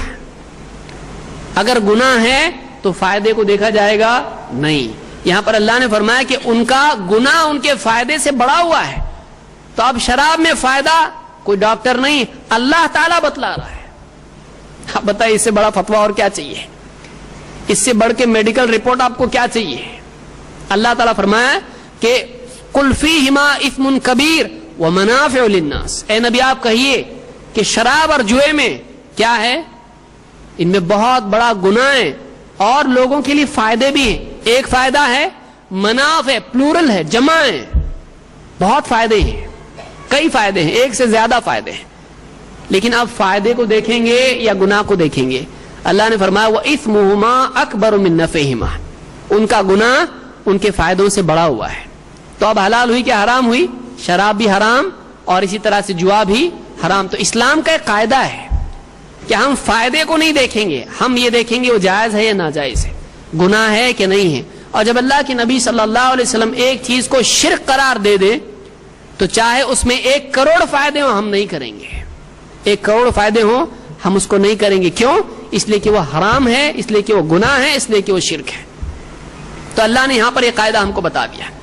اسی طرح سے آپ دیکھیں کہ کچھ چیزیں وہ ہوتی ہیں جن میں فائدہ بظاہر دکھائی دیتا ہے لیکن فوق الفطری طور پر فائدہ کسی چیز میں قرار دینے کے لیے, ثابت کرنے کے لیے دلیل چاہیے. مثلا کوئی کام آدمی کرتا ہے تو اس سے فائدہ ہوتا ہے, گلے میں تعویذ لٹکانے سے فائدہ ہوتا ہے, اس کے لیے دلیل کی ضرورت ہے. کسی انسان کا تجربہ اگر دلیل ہو تو آپ بتائیے, کچھ علاقوں میں کچھ لوگ آتے ہیں انٹرویو, آپ بہت سارے اس طرح کے آتے ہیں کہ کوئی بچہ ہے کسی علاقے میں اور وہ بچہ کہہ رہا ہے کہ پرانے جنم میں ان کے گھر میں پیدا ہوا تھا. اب یہ تو دکھائی دے رہا, آپ مانیں گے؟ اور وہ بول رہا ہے, باپ کا نام بول رہا ہے, ماں کا کبھی ملاقات نہیں ہوئی اس کی. اب اس کا نام بتا, میں یہاں پڑھتا تھا, میں یہاں کھیلتا تھا, میں یہاں پر تھا, فلانی تیجوری میں فلاں چیز رکھی ہوئی ہے, میرے کپڑے یہ ہیں, میری وہ جگہ یہ, پوری تفصیل بتا رہا ہے. وہ بچہ ہے چھوٹا. اب کیا اس مشاہدے کی بنیاد پر کہ دیکھ رہے ہیں آنکھ سے, کیا اس بنیاد پر یہ مانیں گے کہ ہاں پنرجنم بھی ہوتا ہے؟ یا کوئی آدمی کسی بت کے آگے گیا, کوئی آدمی عیسیٰ علیہ السلام کے بت کے سامنے گیا اور اس نے مانگا, جیزس مانگ رہا ہے, وہ میری مانگ رہا ہے, وہ پیڑ ہے, مورتی ہے, اس کے آگے جا کے ہاتھ پھیلا رہا ہے, مانگ رہا ہے. اور ایسے علاقے ہیں ہندوستان میں جن کا کروڑوں کا ٹرن اوور ہے, ملینز میں کماتے ہیں وہ. کیوں؟ لوگ پاگل ہیں جو جا رہے ہیں وہاں پہ, لوگ بولتے ہیں ہم کو فائدہ ہو رہا ہے. تو کیا اس کو بھی مانیں گے کہ وہ بھی صحیح ہے؟ اگر فائدہ ہے تو پھر یہ فائدے سے صحیح ہو جاتا ہے؟ نہیں. آپ بتائیے, کیا یہ نہیں ہو سکتا ہے کسی کے اندر جن چلا جائے اور مرے ہوئے کی پوری ڈیٹیل دینا شروع کرے؟ ایسے بھی تو جن جاتا ہے اور جا کے بتاتا ہے کہ فلاں جگہ ایسا ہے, فلاں جگہ ویسا ہے, جاؤ کھودو وہاں پہ, وہاں یہ نکلے گا. کھودتے ہیں تو نکلتا ہے.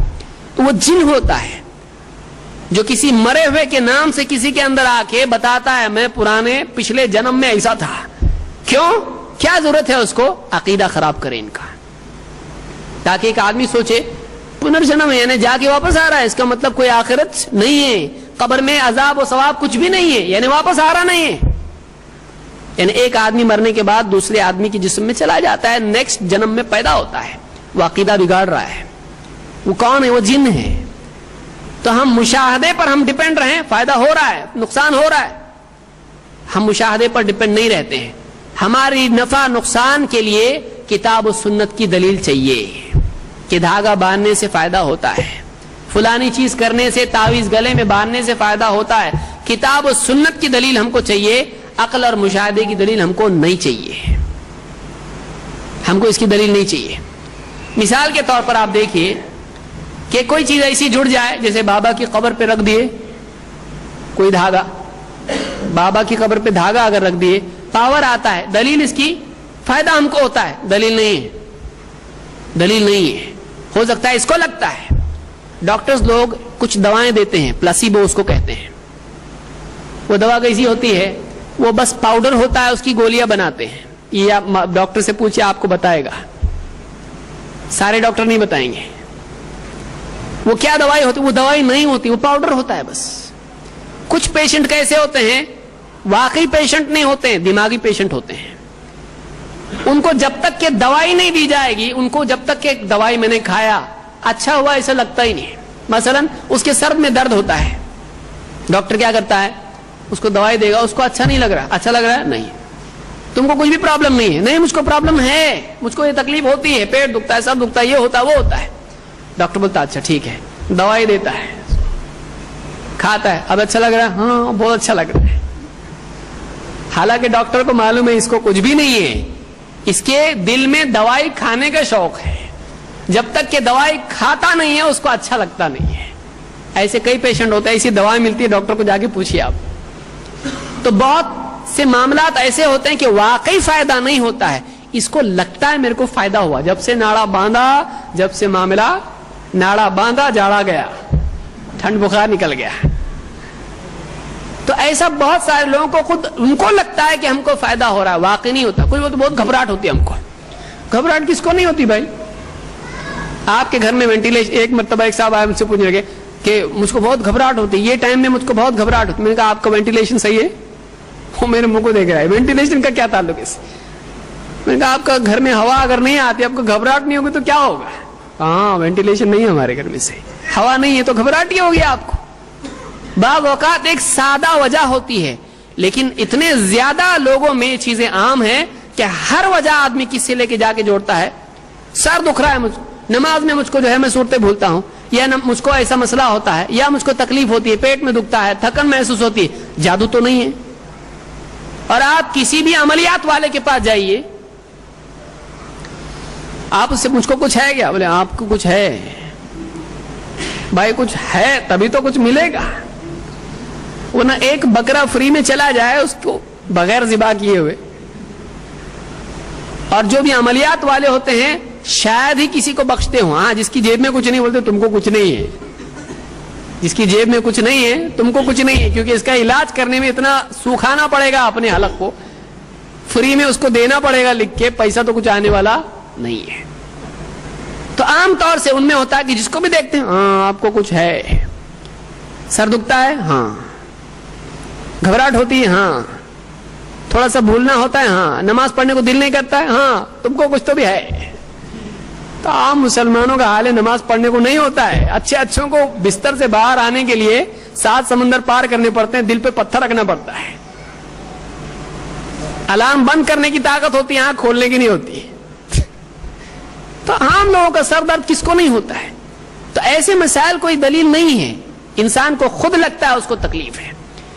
عمر رضی اللہ تعالیٰ عنہ حجر اسود کے پاس آئے، جاء الى الحجر الاسود فقبلہ، حجر اسود کو چوما، کالا پتھر جو لگا ہوا ہے کعبہ میں اس کو چوما. فقال انی اعلم انک حجر لا تضر ولا تنفع، اور حجر اسود سے کہا میں جانتا ہوں تو ایک پتھر ہے، نہ تو فائدہ دے سکتا ہے نہ نقصان دے سکتا ہے. لا تضر ولا تنفع، تو نہ ضرر پہنچا سکتا ہے نہ نفع پہنچا سکتا ہے، نہ نقصان نہ فائدہ. تو پتھر ہے، نفع نقصان نہیں پہنچا سکتا ہے. ولولا انی رأیت رسول اللہ صلی اللہ علیہ وسلم یقبلک ما قبلتک، اگر میں نے اللہ کے رسول صلی اللہ علیہ وسلم کو تجھے چومتا نہیں دیکھا ہوتا میں تجھ کو کبھی نہیں چومتا.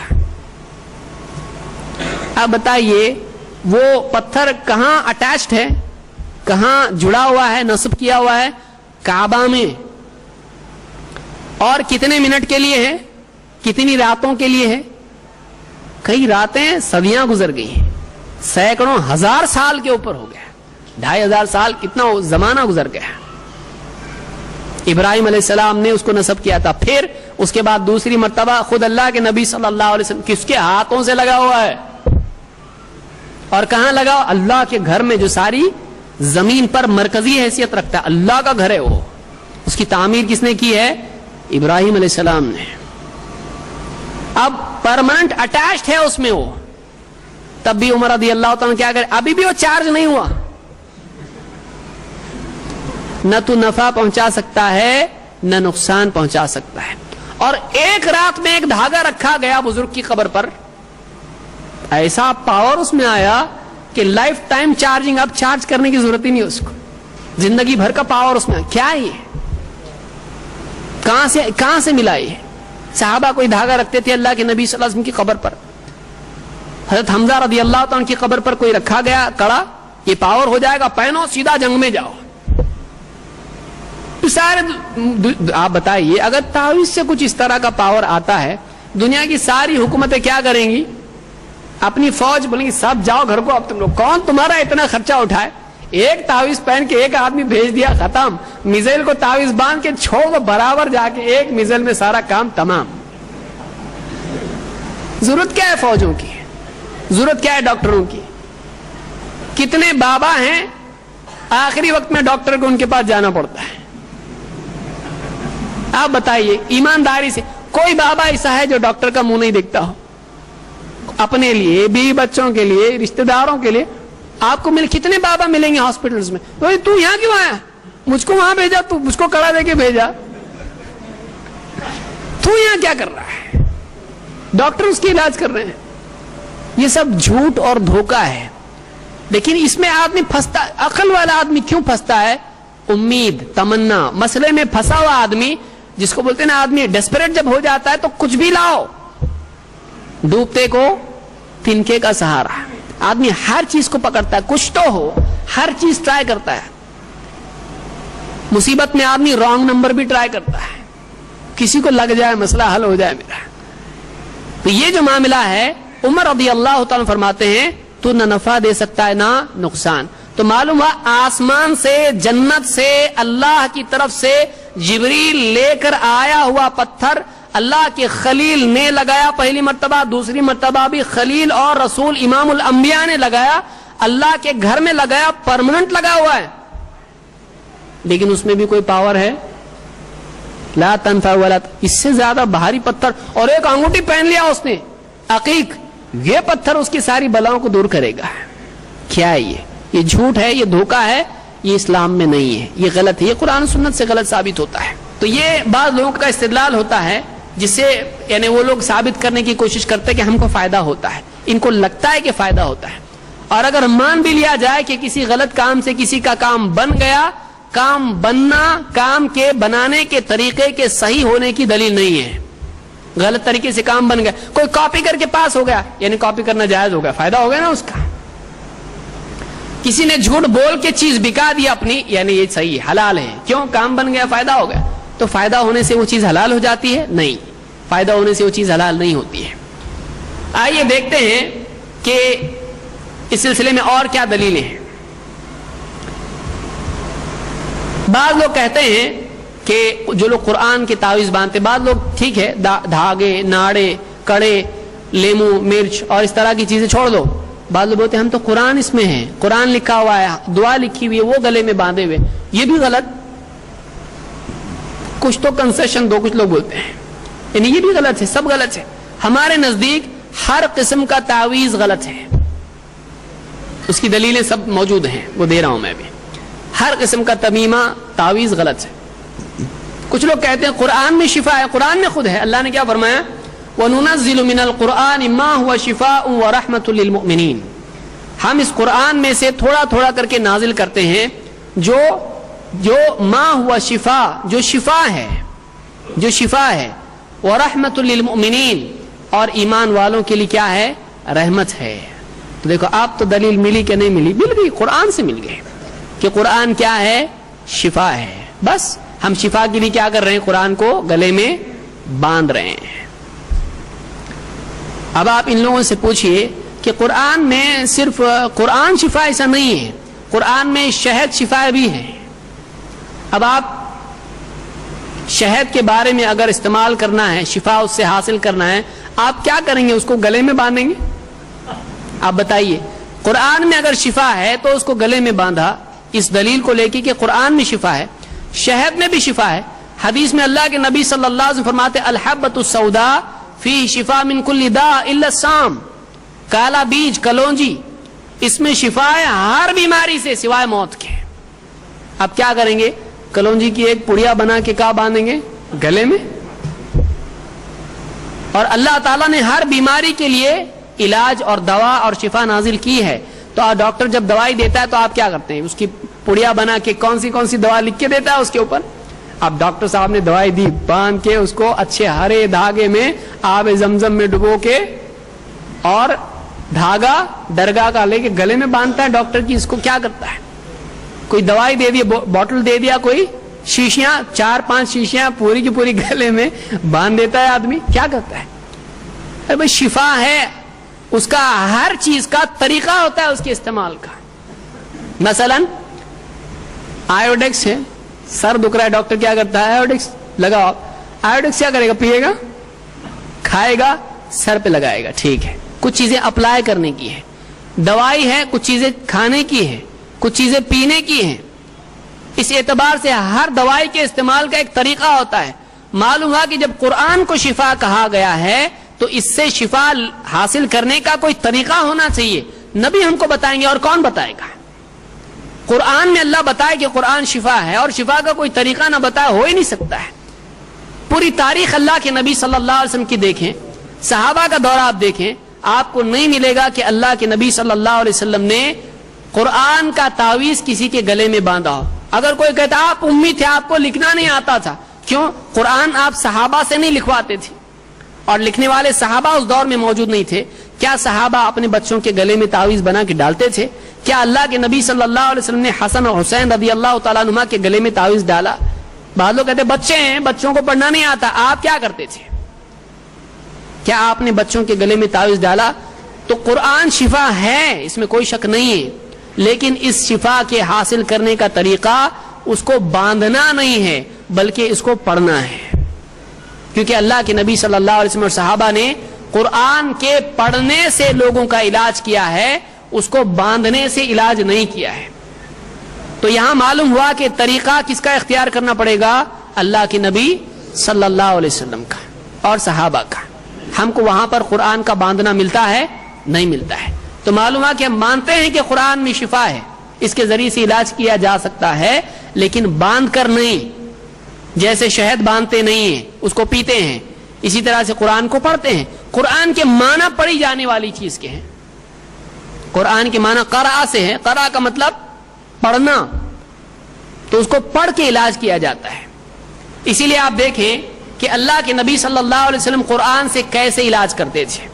عائشہ رضی اللہ تعالیٰ عنہ فرماتی ہیں کان رسول اللہ صلی اللہ علیہ وسلم اذا مرض احد من اہلہ نفث علیہ بالمعوذات.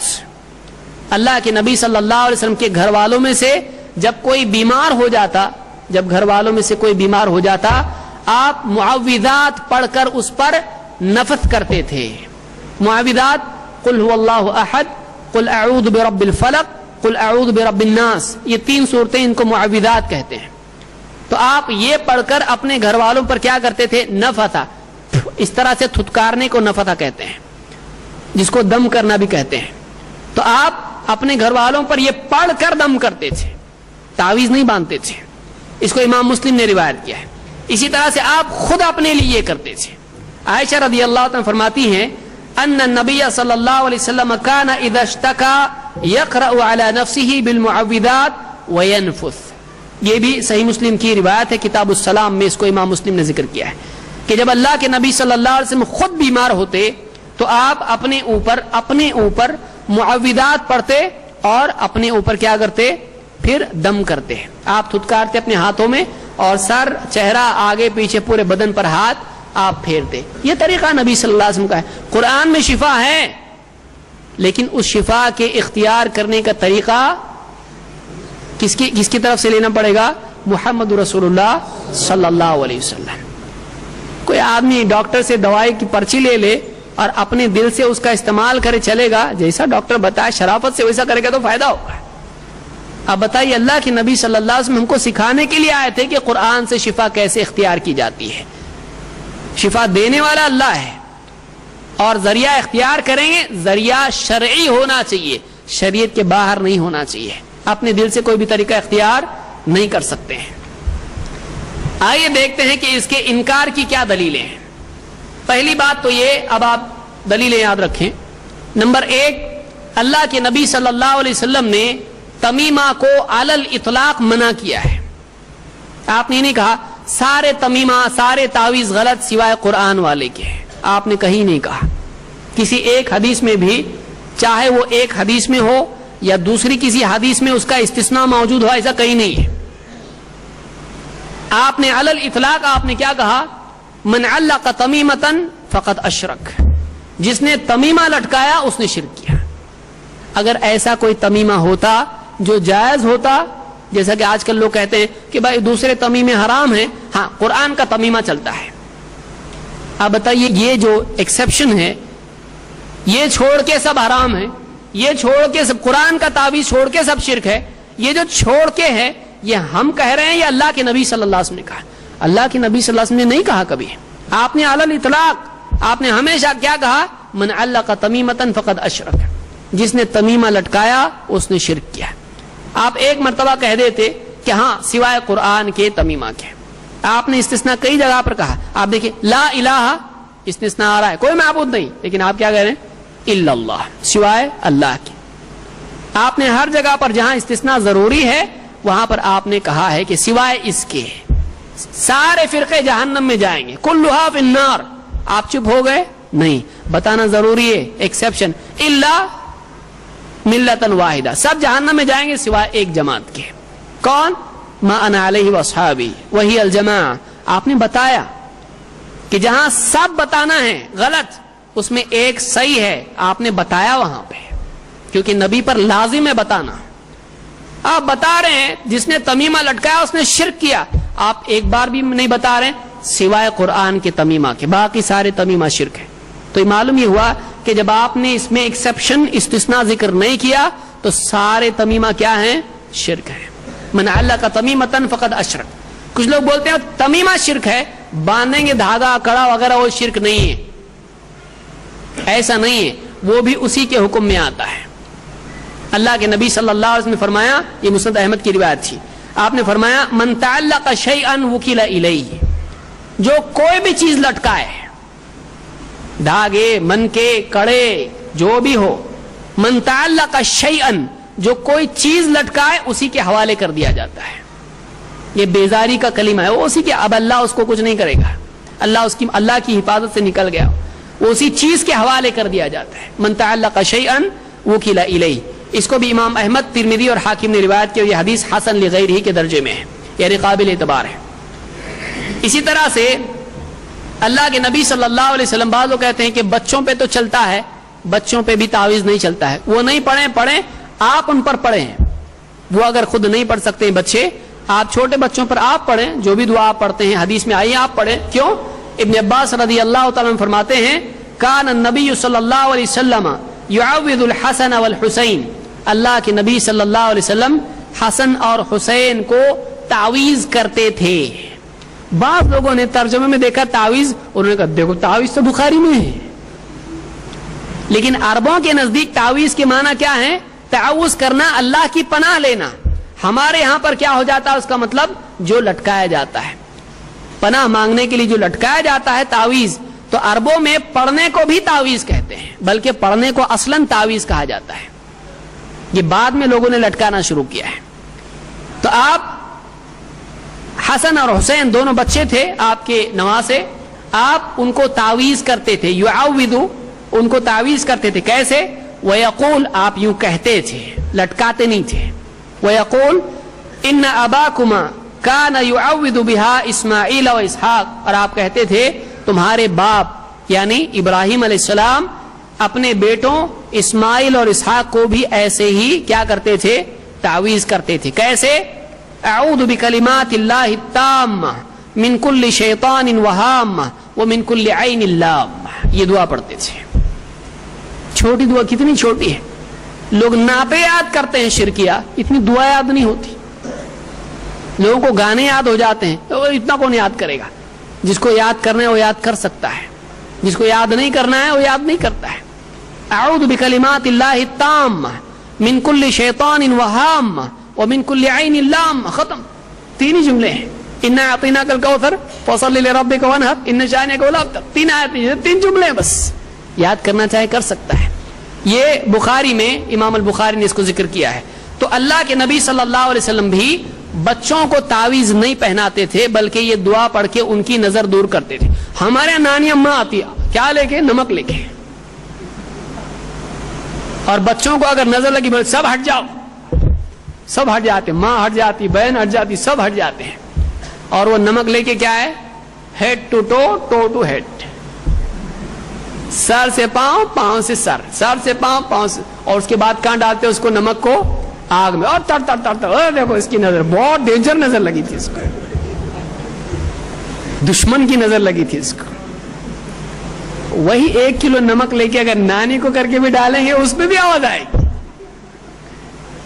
اور کسی کو نہیں کریں گے اگر نمک کا ڈبہ ہے اس کو بھی کر کے ڈالیں اس کو بھی نظر لگی ہے، اس کی بھی آواز. کیونکہ نمک ایسا ہی آپ کبھی بھی آگ میں ڈالیں، نمک کیا ہے؟ ایسا ہی آواز کرے گا، چاہے سر سے پاؤں تک کریں یا نہیں کریں، یا ایک کان سے دوسرے کان، کہیں سے بھی کچھ بھی کریں آپ، وہی ہونے والا ہے. کیونکہ اس کا قاعدہ ہے نمک کا، وہ ٹوٹتا ہے تو آواز کرتا ہے.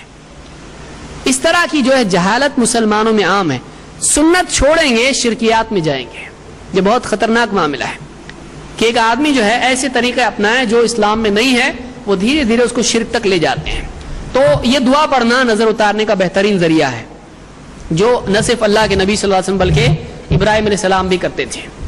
سلف نے تعویذ پر انکار کیا ہے، تمیمہ پر انکار کیا. مثال کے طور پر عقبہ ابن عامر صحابی ہیں رضی اللہ عنہ، وہ تمیمہ کے سلسلے میں تعویذ کے بارے میں کہتے ہیں، یقول فی التمائم انہا اینما وضعت من الانسان فان موضعها شرک. تمیمہ انسان کے جسم میں جہاں بھی باندھا جائے اس کے باندھنے کی جگہ شرک میں مبتلا ہے. بعض لوگ کہتے ہیں گلے میں باندھتے تھے مشرکین، ہم تو یہاں کڑا یہاں ہے، کچھ لوگوں کا یہاں ہوتا ہے فیشن کے لیے. تو کہیں بھی باندھا جائے فإن موضعها باندھنے کی جگہ کیا ہے, کس چیز میں مبتلا ہے, شرک میں مبتلا ہے. تو کہیں بھی باندھو, اینما وضعت, کہیں بھی رکھا جائے, من الانسان, انسان کے ہاں کہیں بھی وہ چیز رکھی جائے تمیمہ, فإن موضعها شرک, اس کے باندھنے کی, اس کے رکھنے کی جگہ کیا ہے, شرک ہے. اس کو الجامع فی الحدیث میں ابن وہب نے اس کو روایت کیا ہے. اسی طرح سے عبداللہ ابن عقیم, یہ بھی صحابی ہیں. امام الذہبی نے کہا کہ لہو صحبہ, ان کی یہ صحابی ہیں, اپنی کتاب اسیر اعلام النبلاء میں انہوں نے کہا اس کو. عیسیٰ ابن عبد الرحمن ابن ابی لیلہ کہتے ہیں دخلت علی عبداللہ ابن عقیم, دخلت علی عبداللہ ابن عقیم, میں عبداللہ ابن عقیم کے پاس گیا, ان کے کمرے میں گیا, جن کا پورا نام یعنی عبداللہ ابن عقیم ابی معبد الجہنی ہے. کہتے ہیں اعودہ, میں ان کی عیادت کے لیے گیا, وہ بیمار تھے, وہ بھی حمرۃ, اور ان کو بخار تھا, ان کو بہت بخار تھا. فقلنا الا تعلق شیئا, کہتے ہیں ہم نے ان سے کہا آپ تعویذ نہیں باندھتے کیا, ہم آپ کو تعویذ نہ باندھیں, آپ تعویذ نہیں باندھتے. اب بتائیے, ایک مسلمان کے پاس جا رہا, صحابی کے پاس تابعی جا رہے ہیں, وہ کیا شرک والا تعویذ باندھنے کے لیے کہیں گے, یعنی وہ ایسا تعویذ کہیں گے جس کے اندر بتوں والا تعویذ ہو. وہ کہتے ہیں کہ ہم نے ان سے پوچھا الا تعلق شیئا, آپ اپنے اوپر تعویذ کیوں نہیں باندھتے ہیں. قال الموت اقرب من ذلك, اس سے زیادہ تو موت نزدیک ہے. انہوں نے کیا کہا, یعنی تعویذ باندھنے سے اچھا تو موت آ جائے, موت اس سے زیادہ قریب ہے.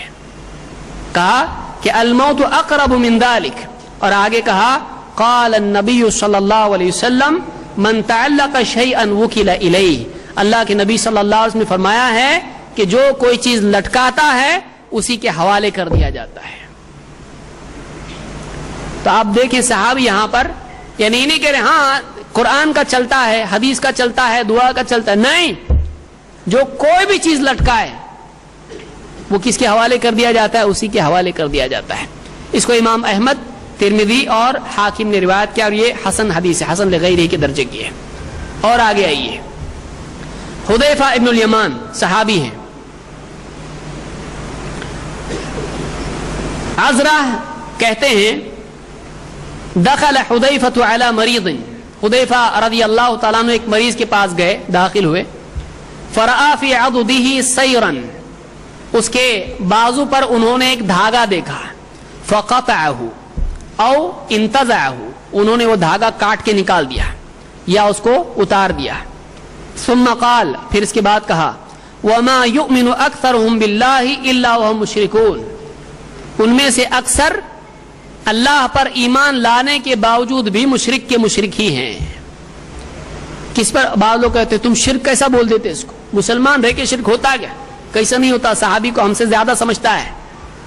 گئے کس کے پاس, مسلمان کے پاس گئے, اس کے بازو پر دھاگا دیکھا, یہ نہیں پوچھا کس کی قبر پہ چارجنگ کے لیے رکھا تھا, صحیح قبر تھی غلط قبر تھی کون سی تھی, بلکہ دھاگا دیکھا تو فوراً اس کو توڑ کے نکال دیا. اور دلیل میں کیا کہا, انہوں نے اس کو کیا قرار دیا, انہوں نے کہا وما یؤمن اکثرهم باللہ, ان میں سے اکثریت اللہ پر ایمان لانے کے باوجود بھی کیا ہے, الا وهم مشرکون, پھر بھی وہ مشرک کے مشرک ہیں. معلوم ہوا کہ ان کے نزدیک بھی, حذیفہ رضی اللہ تعالیٰ کے نزدیک, دھاگا بازو پر مسلمان کا باندھنا کیا ہے, شرک ہے. انہوں نے اس کو شرک قرار دیا ہے. اس کو ابن ابی حاتم نے اپنی تفسیر میں ذکر کیا ہے. اسی طرح سے ایک روایت میں ہے کہ دخل علی رجل یعودہ, حذیفہ رضی اللہ تعالیٰ عنہ ایک شخص کی عیادت کے لیے گئے, بیمار تھا وہ آدمی, اس کے پاس گئے. فوجد فی عضدہ خیطا, اس کے بازو پر انہوں نے دھاگا بندھا ہوا دیکھا. فقال ما هذا, اس سے پوچھے یہ کیا ہے, تیرے بازو پہ دھاگا کیا ہے یہ, ما هذا, قال خیط رقی لی فیہ, اس آدمی نے کیا کہا, یہ دھاگا ہے جس پر کچھ پڑا ہوا ہے, پڑا ہوا دھاگا ہے یہ, اس پر کچھ پڑا گیا. کیا پڑھتے تھے وہ, منتر پڑھتے تھے, شرکیہ باتیں پڑھتے تھے مسلمان اس دور میں, کچھ نہ کچھ پڑھ کے اس پر اس دھاگے کو باندھا گیا ہے. فقطعہ, انہوں نے اس کو توڑ دیا. دھاگا توڑ کے نکال دیا ہے.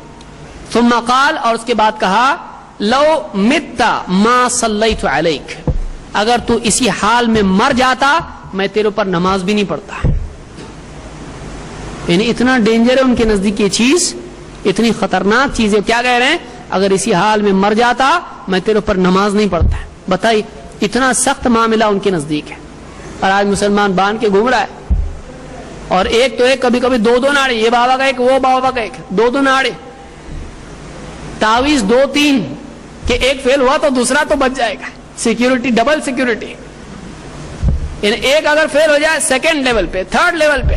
کتنے لوگ ہوتے ہیں ان کے پاس, کیا کیا ہوتا ہے, جیب میں فلانے بابا کا کچھ, یہ جیب میں فلانے کا کچھ, گلے میں, ہاتھ میں, ادھر ادھر, انگوٹھی, سب ٹوٹل سیکیورٹی. کتنے اینٹی وائرس لگائے ہوئے. کیا یہ ایک اللہ کافی نہیں ہے؟ تو آپ بتائیے آدمی اس طرح کی چیزوں میں ابتلا ہوتا. دھاگا توڑ دیا, کہا مر جاتا اس حال میں تیرے پر نماز نہیں پڑھتا میں. تو آپ بتائیے صحابی کے نزدیک کیا ہے؟ شرک نہیں ہے؟ شرک ہے. اس کو ابن ابی شیبہ نے اپنی مصنف میں ذکر کیا ہے. اور یہ تو میں صرف وہ روایت نقل کر رہا ہوں جو صحیح یا ضعیف یعنی حسن درجے کی ہیں. ایسی کئی روایتیں جو ضعیف ہے شرک اس کے خلاف, میں نے ان کو ترک کر دیا اور بہت احتیاط کے ساتھ وہ حدیث نقل کی, وہ روایت لی جو صحیح یا حسن درجے کی ہے, ورنہ اور روایتیں کئی ہیں اس باب میں.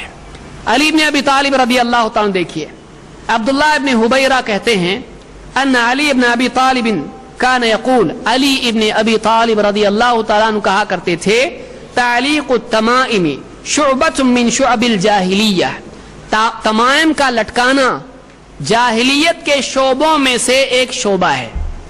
جاہلیت کی برانچز میں سے, جاہلیت کے ڈپارٹمنٹس میں سے, جاہلیت کی چیزوں میں سے ایک چیز ہے. جاہلیت شرکیہ دور میں جو برائیاں مشرکین میں تھیں اس کو کیا کہتے ہیں؟ جاہلیت. اب بتائیے بت پرستی کو کوئی کہے گا بت پرستی جاہلیت کی چیزوں میں سے ایک چیز ہے؟ ایسا نہیں کہے گا, وہ تو شرک ہے. شرک ہے وہ جو چیز ایک دم شرکیہ ہو. آپ بتائیے اس کے یعنی یہ جو آدمی عمل کر رہا ہے یہ اگر واقعی کوئی بت ایسا ہے کھل کے اگر شرک ہے کہا جائے گا. لیکن انہوں نے کیا کہا؟ جاہلیت کی چیزوں میں سے ایک چیز ہے کہ کوئی آدمی دھاگا باندھے, کوئی آدمی تعویذ لٹکائے, چاہے وہ کچھ پڑھ کے ہو, چاہے وہ قرآن پڑھ کے ہو, چاہے وہ قرآنی ہو یا کچھ بھی ہو, وہ کیا ہے؟ جاہلیت کی چیزوں میں سے ایک چیز. یعنی شرکیہ دور میں مشرکین جو کرتے تھے انہی میں سے یہ ایک ہے. ابن وہب نے اپنی کتاب الجامع میں اس کو ذکر کیا ہے. اسی طرح سے ابن مسعود رضی اللہ تعالیٰ عنہ صحابی, اور حنفی ہمارے بھائی کہتے ہیں ہمارا سارا فقہ ابن مسعود سے ہے. پھر یہ کیوں نہیں لیتے بھائی؟ یہ بھی تو لینے کی چیز ہے. ابن مسعود رضی اللہ تعالیٰ عنہ کا کیا فتویٰ ہے؟ قیس ابن سکن الاسدی کہتے ہیں دخل عبداللہ ابن مسعود علی امرأۃ, عبداللہ ابن مسعود ایک عورت کے پاس, اور ایک روایت میں ان کی اپنی بیوی کے پاس گئے. فرأى علیہا حرزا من الحمرہ, تو بیوی کے پاس کوئی دھاگا تھا جو بخار سے شفا کے لیے جو لوگ پہنتے تھے ویسے ہی دھاگا باندھا ہوا تھا, ناڑا. فقطعہ قطعا عنیفا, بڑے غصے سے طاقت سے جھپٹ کے اس کو انہوں نے توڑ دیا ہے, سختی سے اس کو کھینچ کے وہ دھاگا توڑ دیا ہے. ثم قال ان آل عبد اللہ عن الشرک اغنیاء, عبداللہ کے گھر والے شرک کے محتاج نہیں ہیں. عبداللہ کے یعنی عبداللہ کون ہے؟ عبداللہ ابن مسعود. یعنی میرے گھر میں شرک, میرا گھر شرک سے پاک ہے, میرے گھر میں شرک کے لیے جگہ نہیں ہے. وقال كان مما حفظنا عن النبي صلی اللہ علیہ وسلم, ہم نے جو بات اللہ کے نبی صلی اللہ علیہ وسلم سے محفوظ رکھی ہے وہ یہ ان الرقى والتمائم والتولیہ من الشرک, کہ رقیہ, تمیمہ اور تولیہ یہ سب کے سب شرک کی شاخیں ہیں, شرک میں سے ہیں. رقیہ منتر, ہاں جو دعائیں قرآن و سنت سے ثابت ہے وہ نہیں, لیکن منتر پڑھنا یہ, اور اسی طرح سے تمائم لٹکانے کی باندھنے کی چیزیں, اور تولیہ ایسی چیزیں جو محبت پیدا کرنے کے لیے مرد اور عورت آپس میں باندھتے تھے. آج بھی عورتیں جاتی بابا کے پاس, بابا یہ میری طرف دیکھتا ہی نہیں ہے, آفس سے بہت دیر سے آتا ہے, کچھ ایسا دو کہ پلو میں باندھ کے اس کو رکھوں. بابا بھی کوئی دیتا ہے تعویذ, اس کی سرانے میں رکھ یا اس کی چائے میں دے, کسی دن کڑوی چائے لگے گی پی لے گا, وہ معلوم بھی نہیں پڑے گا. تو اس کو کیا کہتے ہیں؟ تولیہ. تو کہتے ہیں کہ عورتی والا کا لفظ بھی اس میں آیا ہے روایتوں میں. تو یہ بھی کیا ہے؟ سب کے سب شرک ہیں. اس طرح کی ساری چیزیں شرک ہیں. اس کو امام الحاکم نے روایت کی اور یہ صحیح روایت ہے. ابراہیم النخعی تابعین میں سے ہیں. ابراہیم النخعی کہتے ہیں کانوا یکرہون التمائم کلھا من القرآن وغیر القرآن. مجھ سے پہلے جو لوگ تھے صحابہ اور سلف، ابراہیم نخعی تابعی، ان سے پہلے کے لوگ سب کیا کرتے تھے؟ کہتے ہیں کانوا یکرہون التمائم کلھا، وہ سب کے سب سارے تمائم کو ناپسند کرتے تھے. کون سے تمیمے، کون سے تعویذ؟ چاہے وہ قرآن میں سے ہوں یا قرآن کے سوا کچھ اور ہو. من القرآن وغیر القرآن، قرآنی تعویذ ہو یا غیر قرآنی ہو، مجھ سے پہلے کے لوگ سب کو ناپسند کرتے تھے. یہاں پر کوئی آدمی مکروہ ہے، مکروہ کا میننگ لوگوں کو معلوم نہیں ہے. یہ روایت ہے ابن ابی شیبہ میں. اس بارے میں آپ دیکھیے اور ایک روایت ہے ان کی.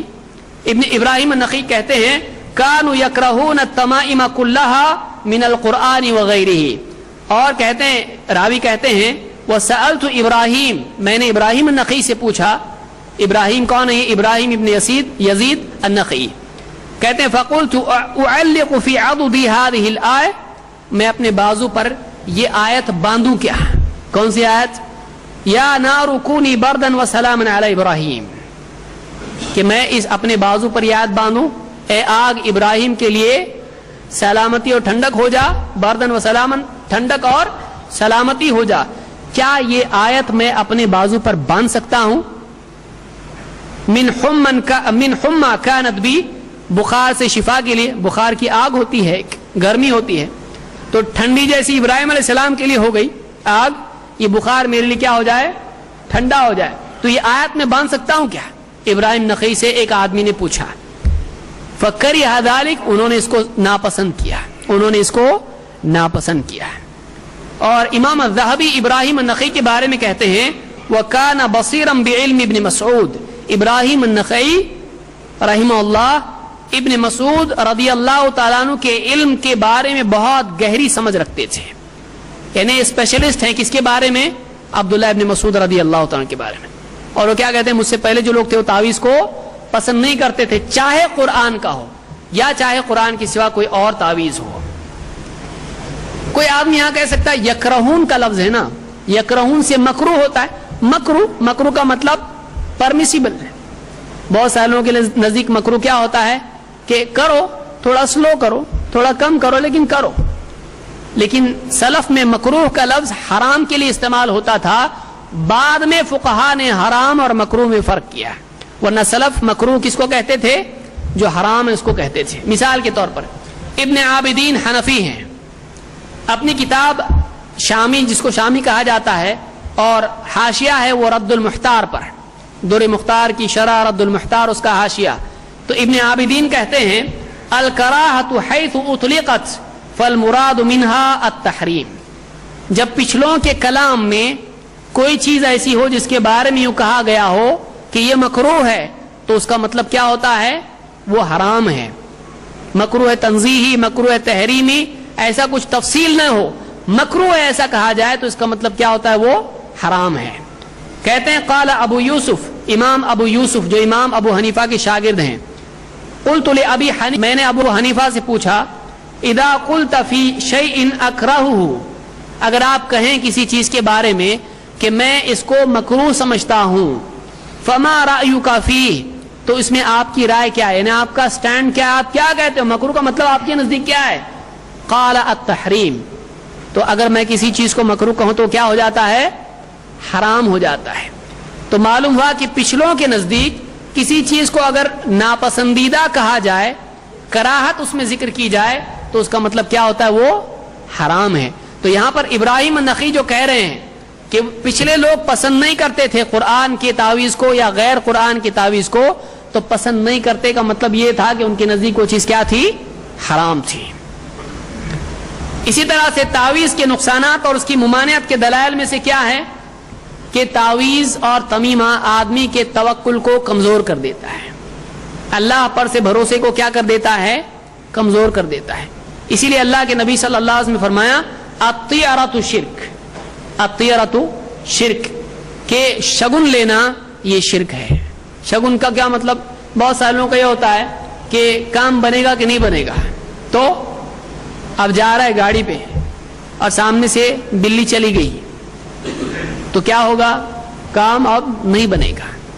या जा रहा था घर से बाहर इंटरव्यू के लिए, पीछे कोई छींक दिया, काम नहीं बनेगा। या टेबल पर दूध रखा था, पढ़ाई कर रहा था इम्तिहान के लिए, धक्का लग गया, दूध गिर गया, कुछ तो अशुभ होने वाला है। इस तरह की कोई चीज अगर होती है तो लोग ये समझते हैं घर पे उल्लू बोले कुछ तो डेंजर होने वाला है, कोई तो जाता आज। रात में कुत्ता रोने लगे, लोग समझते कौन मरा क्या मालूम। इस तरह की चीजें लोग समझते हैं। इस तरह से शगुन लेना कि बिल्ली के क्रॉस करने से या कुछ इस तरह से होने से काम बनेगा नहीं बनेगा, अल्लाह के नबी सल्लल्लाहु अलैहि वसल्लम फरमाते हैं अतियरतु शिरक, कि तियरा शगुन लेना ये क्या है? शिरक है। अरब के लोग क्या करते थे? कोई काम करना होता परिंदा उड़ाते, परिंदा राइट में गया काम बनेगा, राइट जा रहा, और लेफ्ट में गया काम नहीं बनता अपना। तो तैर से इस तरह से वो तियरा उसको मानते थे, शगुन लेना। तो आज भी हमारे यहाँ बहुत सारे लोग इस तरह का मामला करते हैं। शादी के लिए या नाम के लिए क्या करते हैं? कुरान में छुरी घोंपते हैं। बच्चे के नाम के लिए किधर छुरी घोंप रहे हैं? कुरान में, और खोल के नाम निकालते हैं। अब पहले फिरौन निकला, नहीं फिरौन नहीं, फिर से दूसरी बार इब्लीस, फिरौन, इस तरह का कुछ नाम निकल जाए, शैतान, शयातीन, नहीं, दूसरी बार और दूसरी बार तो बार। बहुत सारे इस तरह के तरीके लोगों ने अपनाए हैं शगुन लेने के। निकाह के सिलसिले में या किसी और सिलसिले में सितारों की गर्दिश वगैरह की देख के निकाह तय करते हैं, काम बनेगा नहीं बनेगा, राशि फुला का ये है, अकरब है, ये सारी चीजें क्या हैं? ये शिरक हैं, अतियरतु शिरक। इसको इमाम अबू दाऊद, तिरमिज़ी, इब्न माजा वगैरह ने रिवायत किया है। इसी तरह से अल्लाह के नबी सल्लल्लाहु अलैहि वसल्लम ने फरमाया यदखुलुल जन्नत मिन उम्मती 70,000 बिगैर हिसाब, मेरी उम्मत में 70,000 लोग बगैर हिसाब के जन्नत में जाएंगे। 70,000 लोग बगैर हिसाब के जन्नत में जाएंगे। कौन है ये लोग? हुमुल्लज़ीना ला यस्तरक़ून वला यततयरून व अला रब्बिहिम यतवक्कलून। ये वो लोग हैं कि जो रुक़या नहीं करवाते हैं, मंतर नहीं करवाते हैं, और शगुन नहीं लेते हैं, और अपने रब पर ही भरोसा रखते हैं। अगर आदमी इस तरह की चीजों में पड़ता है तो वो बगैर हिसाब किताब की जन्नत में नहीं जाएगा। तो ये क्या है? ये बुखारी मुस्लिम की रिवायत है। इससे मालूम हुआ कि इस तरह की चीजों में, तावीज गंडों में तवक्कुल की नफी होती है। और आप देखिए कि बहुत सारे लोग गले में तावीज रहा तो बहुत उनको अच्छा लगता है, हाँ तावीज है, और अगर मालूम पड़ा कि मैं भूल के आया घर पे तो घबरा जाते हैं। हालांकि उनको मालूम है अल्लाह अभी भी है, लेकिन तावीज नहीं है। तो बगैर तावीज के अल्लाह, नऊज बिल्लाह, अल्लाह भी क्या काम का ऐसा है क्या? नहीं। तो बगैर तावीज के अल्लाह काम नहीं कर सकता है, काम नहीं बना सकता है, मदद नहीं कर सकता है। शर्म आना चाहिए मुसलमान को कि वो अल्लाह की नुसरत के लिए तावीज को लाजमी करार दे। अल्लाह को किसी तावीज की जरूरत नहीं है।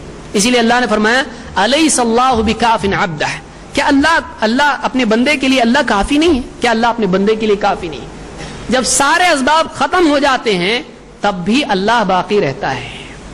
अल्लाह किसी सबब का मोहताज नहीं है। लेकिन जितने भी वसाइल और असबाब और जितनी भी इंसान की यानी चीजें हैं, दवाई हो या कोई इंसान हो या कुछ भी हो, वो सारी चीजें अल्लाह ताला की मर्जी के ताबे होती हैं। इसको याद रखना चाहिए। तो तावीज में, तमीमा में तवक्कुल के खिलाफ मामला होता है। आदमी का दिल खराब हो जाता है और आदमी धीरे धीरे उसी पर भरोसा करने लगता है। आप देखिए कुछ सालों पहले एक आदमी सेंचुरी मारता था, सेंचुरी के बाद क्या करता था? क्रिकेट प्लेयर है, क्या करता था? सेंचुरी मारने के बाद में तावीज चूम रही, क्या है यानी खेला ये और चूम रहा किसको? बहुत अच्छे 100 रन बनाए। पहले तो खेलना ही सही है कि नहीं आदमी देखे, और दूसरे ये कि सारी दुनिया के आगे शिरकियां अमल कर रहा है। भरोसा किस पे है? अल्लाह या तावीज? तावीज।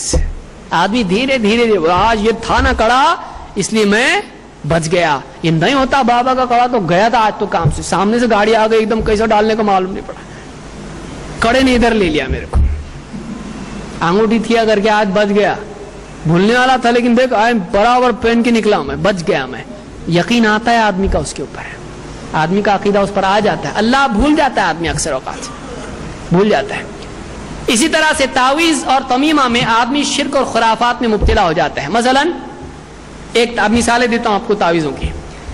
ایک کتاب میں اعمال قرآنی نام کی مارکیٹ میں کتاب ملتی ہے. اس کتاب میں لکھا ہوا ہے تعویذ مجرب. مجرب جس کا تجربہ کیا گیا، ٹرائیڈ اینڈ ٹیسٹڈ، اس کو مجرب بولتے ہیں. کیا لکھا ہے اس میں؟ کہتے ہیں از یک درویش باشرہ برائے درد ذہ. ایک بہت ہی شریعت کے پابند درویش نے یہ تعویذ دیا ہے عورت کے پیٹ میں بچے کے وقت میں جو دکھتا ہے، تکلیف ہوتی ہے، اس کے علاج کے لیے. اس نقش کو لکھ کر عورت کے داہنے ہاتھ پر رکھ دے، سیدھے ہاتھ میں رکھ دے، اور عورت اس کو بغور دیکھے، جلد لڑکا پیدا ہوگا انشاءاللہ تعالی. وہ کیا دیکھنا ہے؟ لکھتے ہیں نقش یہ ہے. کیا ہے نقش میں؟ باکس بنا ہوا ہے 786 اور جیم ہا خا طا وا عین قاف یا کاف لام میم اش شم 555 اس وق لام واو.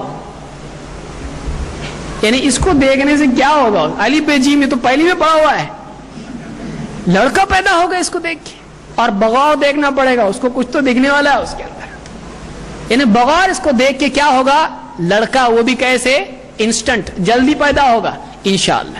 یہ خرافات ہیں. یہ کیا ہے؟ یعنی نمبروں سے انسان الف با تا سے بچے پیدا ہوں گے، تو پیدا ہونے کے بعد پڑھنا ہے انہوں نے، لیکن پیدا ہونے کے پہلے ماں باپ بھی الف با پیدا کر کے پڑھ کے بچے پیدا کریں. کیا ہے یہ؟ وہ بھی لڑکی نہیں لڑکا.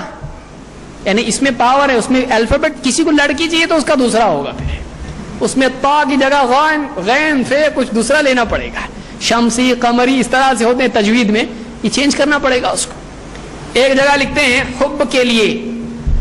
ایک بار ایک کتاب تذکرۃ الرشید، اس میں ایک تعویذ جلد 2 صفحہ نمبر 301 پہ تعویذ لکھا ہوا ہے. کہتے ہیں حب کے لیے، محبت پیدا کرنے کے لیے ایک بار آپ نے یہ عمل ارشاد فرمایا. اب دیکھیے یہ کیا تعویذ ہے.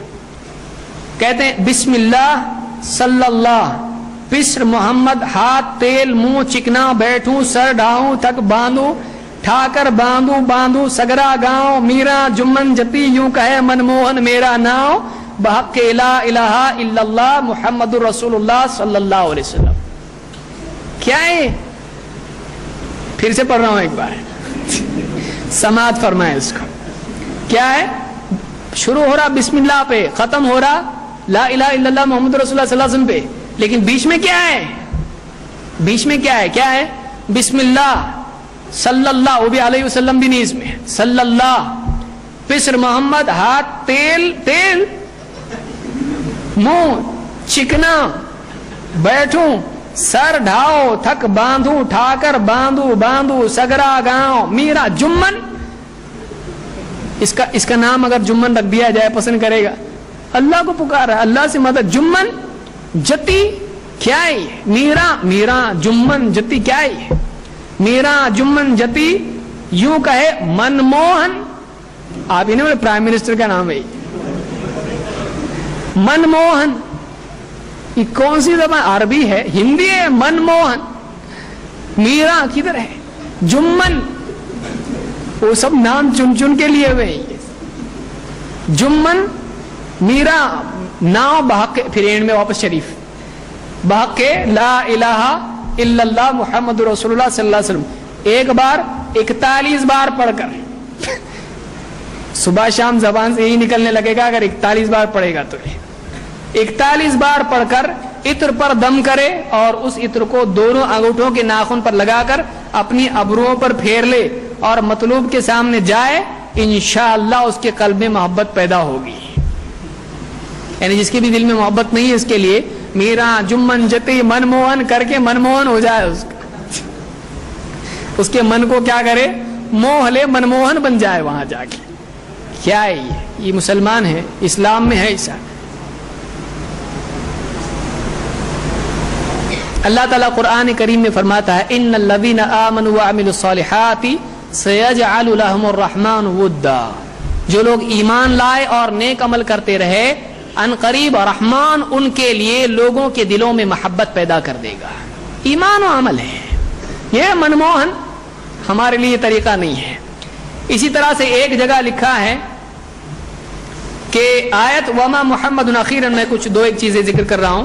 وما محمد الا رسول سے انقلبتم تک جس کی نکسیر جاری ہو، ناک جس کی خون نکلتا ہو، اس آیت کو مریض کی دونوں آنکھوں کے درمیان ناک کے اوپر باندھ دے، یہاں ادھر باندھ دے. اگر کسی عورت کا خون جاری ہو جاوے، یعنی عورت کو حیض بہت آتا ہو یا اس کا استحاضہ ہو، خون جاری ہو جاوے، تو اس آیت کو 3 پرچوں پر لکھے، ایک پرچہ اس کے اگلے دامن میں باندھ دے، ایک پچھلے دامن میں، اور ایک زیر ناف، ناف کے نیچے باندھ دے. تعویذ میں اکثر اہانت ہوتی ہے قرآن کی. اسی لیے ابراہیم نخعی کہتے ہیں وہ پسند نہیں کرتے تھے کہ بچوں کے گلے میں اس طرح کی کوئی چیز ڈالی جائے. کیوں؟ اس لیے کہ استنجا خانے میں بھی جاتے ہیں، بیت الخلاء میں جاتے ہیں لوگ. تو آپ دیکھیے ناف کے نیچے عورت باندھے گی، کیوں؟ خون اس کے بہت آتا ہے. کون سی جگہ ہے بھائی؟ آپ کسی کا دانت دکھتا ہے تو کیا آپ اس کے دانت پہ باندھو گے؟ انہیں باندھ رہے ہیں، ایک تو باندھنا ہی غلط ہے. جہاں دکھ رہا ہے، گلے میں دکھ رہا ہے گلے میں، بازو پہ باندھو، پیٹ سر میں باندھیں گے. ناف کے نیچے باندھنا کس نے سکھایا آپ کو؟ وہاں کیوں؟ یعنی وہاں باندھنے سے ہوگا، اور کہیں اور تکلیف انسان کو ہو جائے گھٹنوں میں تو گھٹنے میں باندھیں گے آپ. تو اس طرح سے یہ قرآن کی بے حرمتی اس میں ہے. اسی طرح سے کہتے ہیں بچے کا درد ہونا، بچہ ہونے کا درد، اس کے بارے میں تعویذ کہتے ہیں یہ آیت ایک پرچے پر لکھ کر پاک کپڑے میں لپیٹ کر عورت کی بائیں ران میں باندھے یا شیرینی پر پڑھ کر اس کو کھلاوے، انشاءاللہ تعالی بچہ آسانی سے پیدا ہوگا. بائیں ران میں یہ آیت باندھیں گے. آپ بتائیے بائیں ران کون سے وقت میں؟ جب عورت کے بچے کی تکلیف اس کو ہوتی کتنی نجاست والا معاملہ ہوتا ہے، پاکیزگی بڑی مشکل ہوتی ہے اس کے لیے. اس وقت میں کہاں باندھنا ہے؟ بائیں ران میں، لیفٹ تھائی میں اس کو باندھنا ہے. کون سی آیت ہے؟ اذا السماء انشقت واذنت لربها وحقت واذا الارض مدت والقت ما فيها وتخلت واذنت لربها وحقت. یہ تعویذ کہاں باندھا جائے گا؟ عورت کے بائیں ران میں. اس وقت عورت کے کپڑے پہننا مشکل ہوتا ہے. اور آ گیا یہ بہشتی زیور میں لکھا ہوا ہے صفحہ نمبر 553 پر. اسی طرح سے حاشیہ رد المختار میں کیا لکھا ہے؟ جلد نمبر 1 صفحہ نمبر 226 پر. یہ تو بہت زیادہ حد ہو گئی اس میں. کہتے ابن عابدین کہتے ہیں وقدا اختارہ صاحب الہدایہ فی التجنیس، یہی اختیار کیا ہے قول صاحب ہدایہ نے اپنی کتاب التجنیس میں. کیا ہے؟ فقال لو رعف فكتب الفاتحہ بالدم على جبهته وانفه جاز للاستشفاء. اگر کوئی آدمی اس کو ناک میں سے خون بہتا ہو، اگر وہ خون سے، اسی خون سے پیشانی پر سورۃ الفاتحہ لکھ دے، اور تو اس کے لیے کیا ہے؟ شفا کے لیے ایسا کرنا جائز ہے. یہ وہی لوگ ہیں جن کے نزدیک خون کیا ہے؟ نجس ہے. اگر خون سے وہ لکھتا ہے پیشانی کے اوپر سورۃ الفاتحہ تو جائز ہے شفا کے لیے. بلکہ کہتے ہیں وبالبول ایضا ان علم فیہ شفاء لا بأس به، بلکہ اگر یقین ہو جائے کہ پیشاب سے لکھنے سے شفا ہو سکتی ہے تو پیشاب سے بھی لکھا جا سکتا ہے. واللہ یہ کتاب میں لکھا ہوا ہے کہ اگر پیشاب سے یقین ہو جائے، سورت کو مسلمان بولے گا یہ کہ لکھ رہے ہیں وبالبول ایضا ان علم فیہ شفاء لا بأس به، خون سے تو خون سے، پیشاب سے بھی سورۃ الفاتحہ لکھنا اگر معلوم ہو جائے کہ شفا ہو سکتی. پہلی مرتبہ کسی کو ٹرائی تو کرنا پڑے گا نا، پہلے سے تو معلوم نہیں قرآن و سنت میں، تو پہلے ٹرائی کرنے کے بارے میں کیا دلیل ہے کہ اگر اس سے شفا ہوتی تو ایسا بھی کر سکتے؟ کون مسلمان کرے گا؟ یہ تعویذ گنڈوں کی مصیبت ہے. اگر آدمی اس میں پڑے بہت دور نکل سکتا ہے. اس لیے ہمارے لیے ایک ہی چیز کافی ہے، ہمارے نبی صلی اللہ علیہ وسلم نے ہم کو یوں ہی بے یار و مددگار چھوڑا نہیں ہے. ہم کو زندگی کے تمام مسائل کے سلسلے میں حل بتایا ہے. ہم کو وہ دعائیں کافی ہیں جو اللہ کے رسول صلی اللہ علیہ وسلم نے سکھائی ہیں، اور اگر اس میں ہم کو فائدہ نہیں ہوتا ہے ہماری کمزوری کی وجہ سے تو ہم کو مر جانا پسند ہے، لیکن ایسا علاج ہم نہیں کریں گے، کیونکہ مرنے سے جہنم میں نہیں جائے گا لیکن شرک سے آدمی جہنم میں جائے گا. اللہ تعالیٰ مسلمانوں کو سمجھ عطا فرمائے اور دین کا صحیح علم حاصل کرنے کی توفیق عطا فرمائے. اللہ تعالیٰ ہم کو سمجھ عطا فرمائے اور شرک سے اور اس کی ساری شاخوں سے بچنے کی توفیق عطا فرمائے.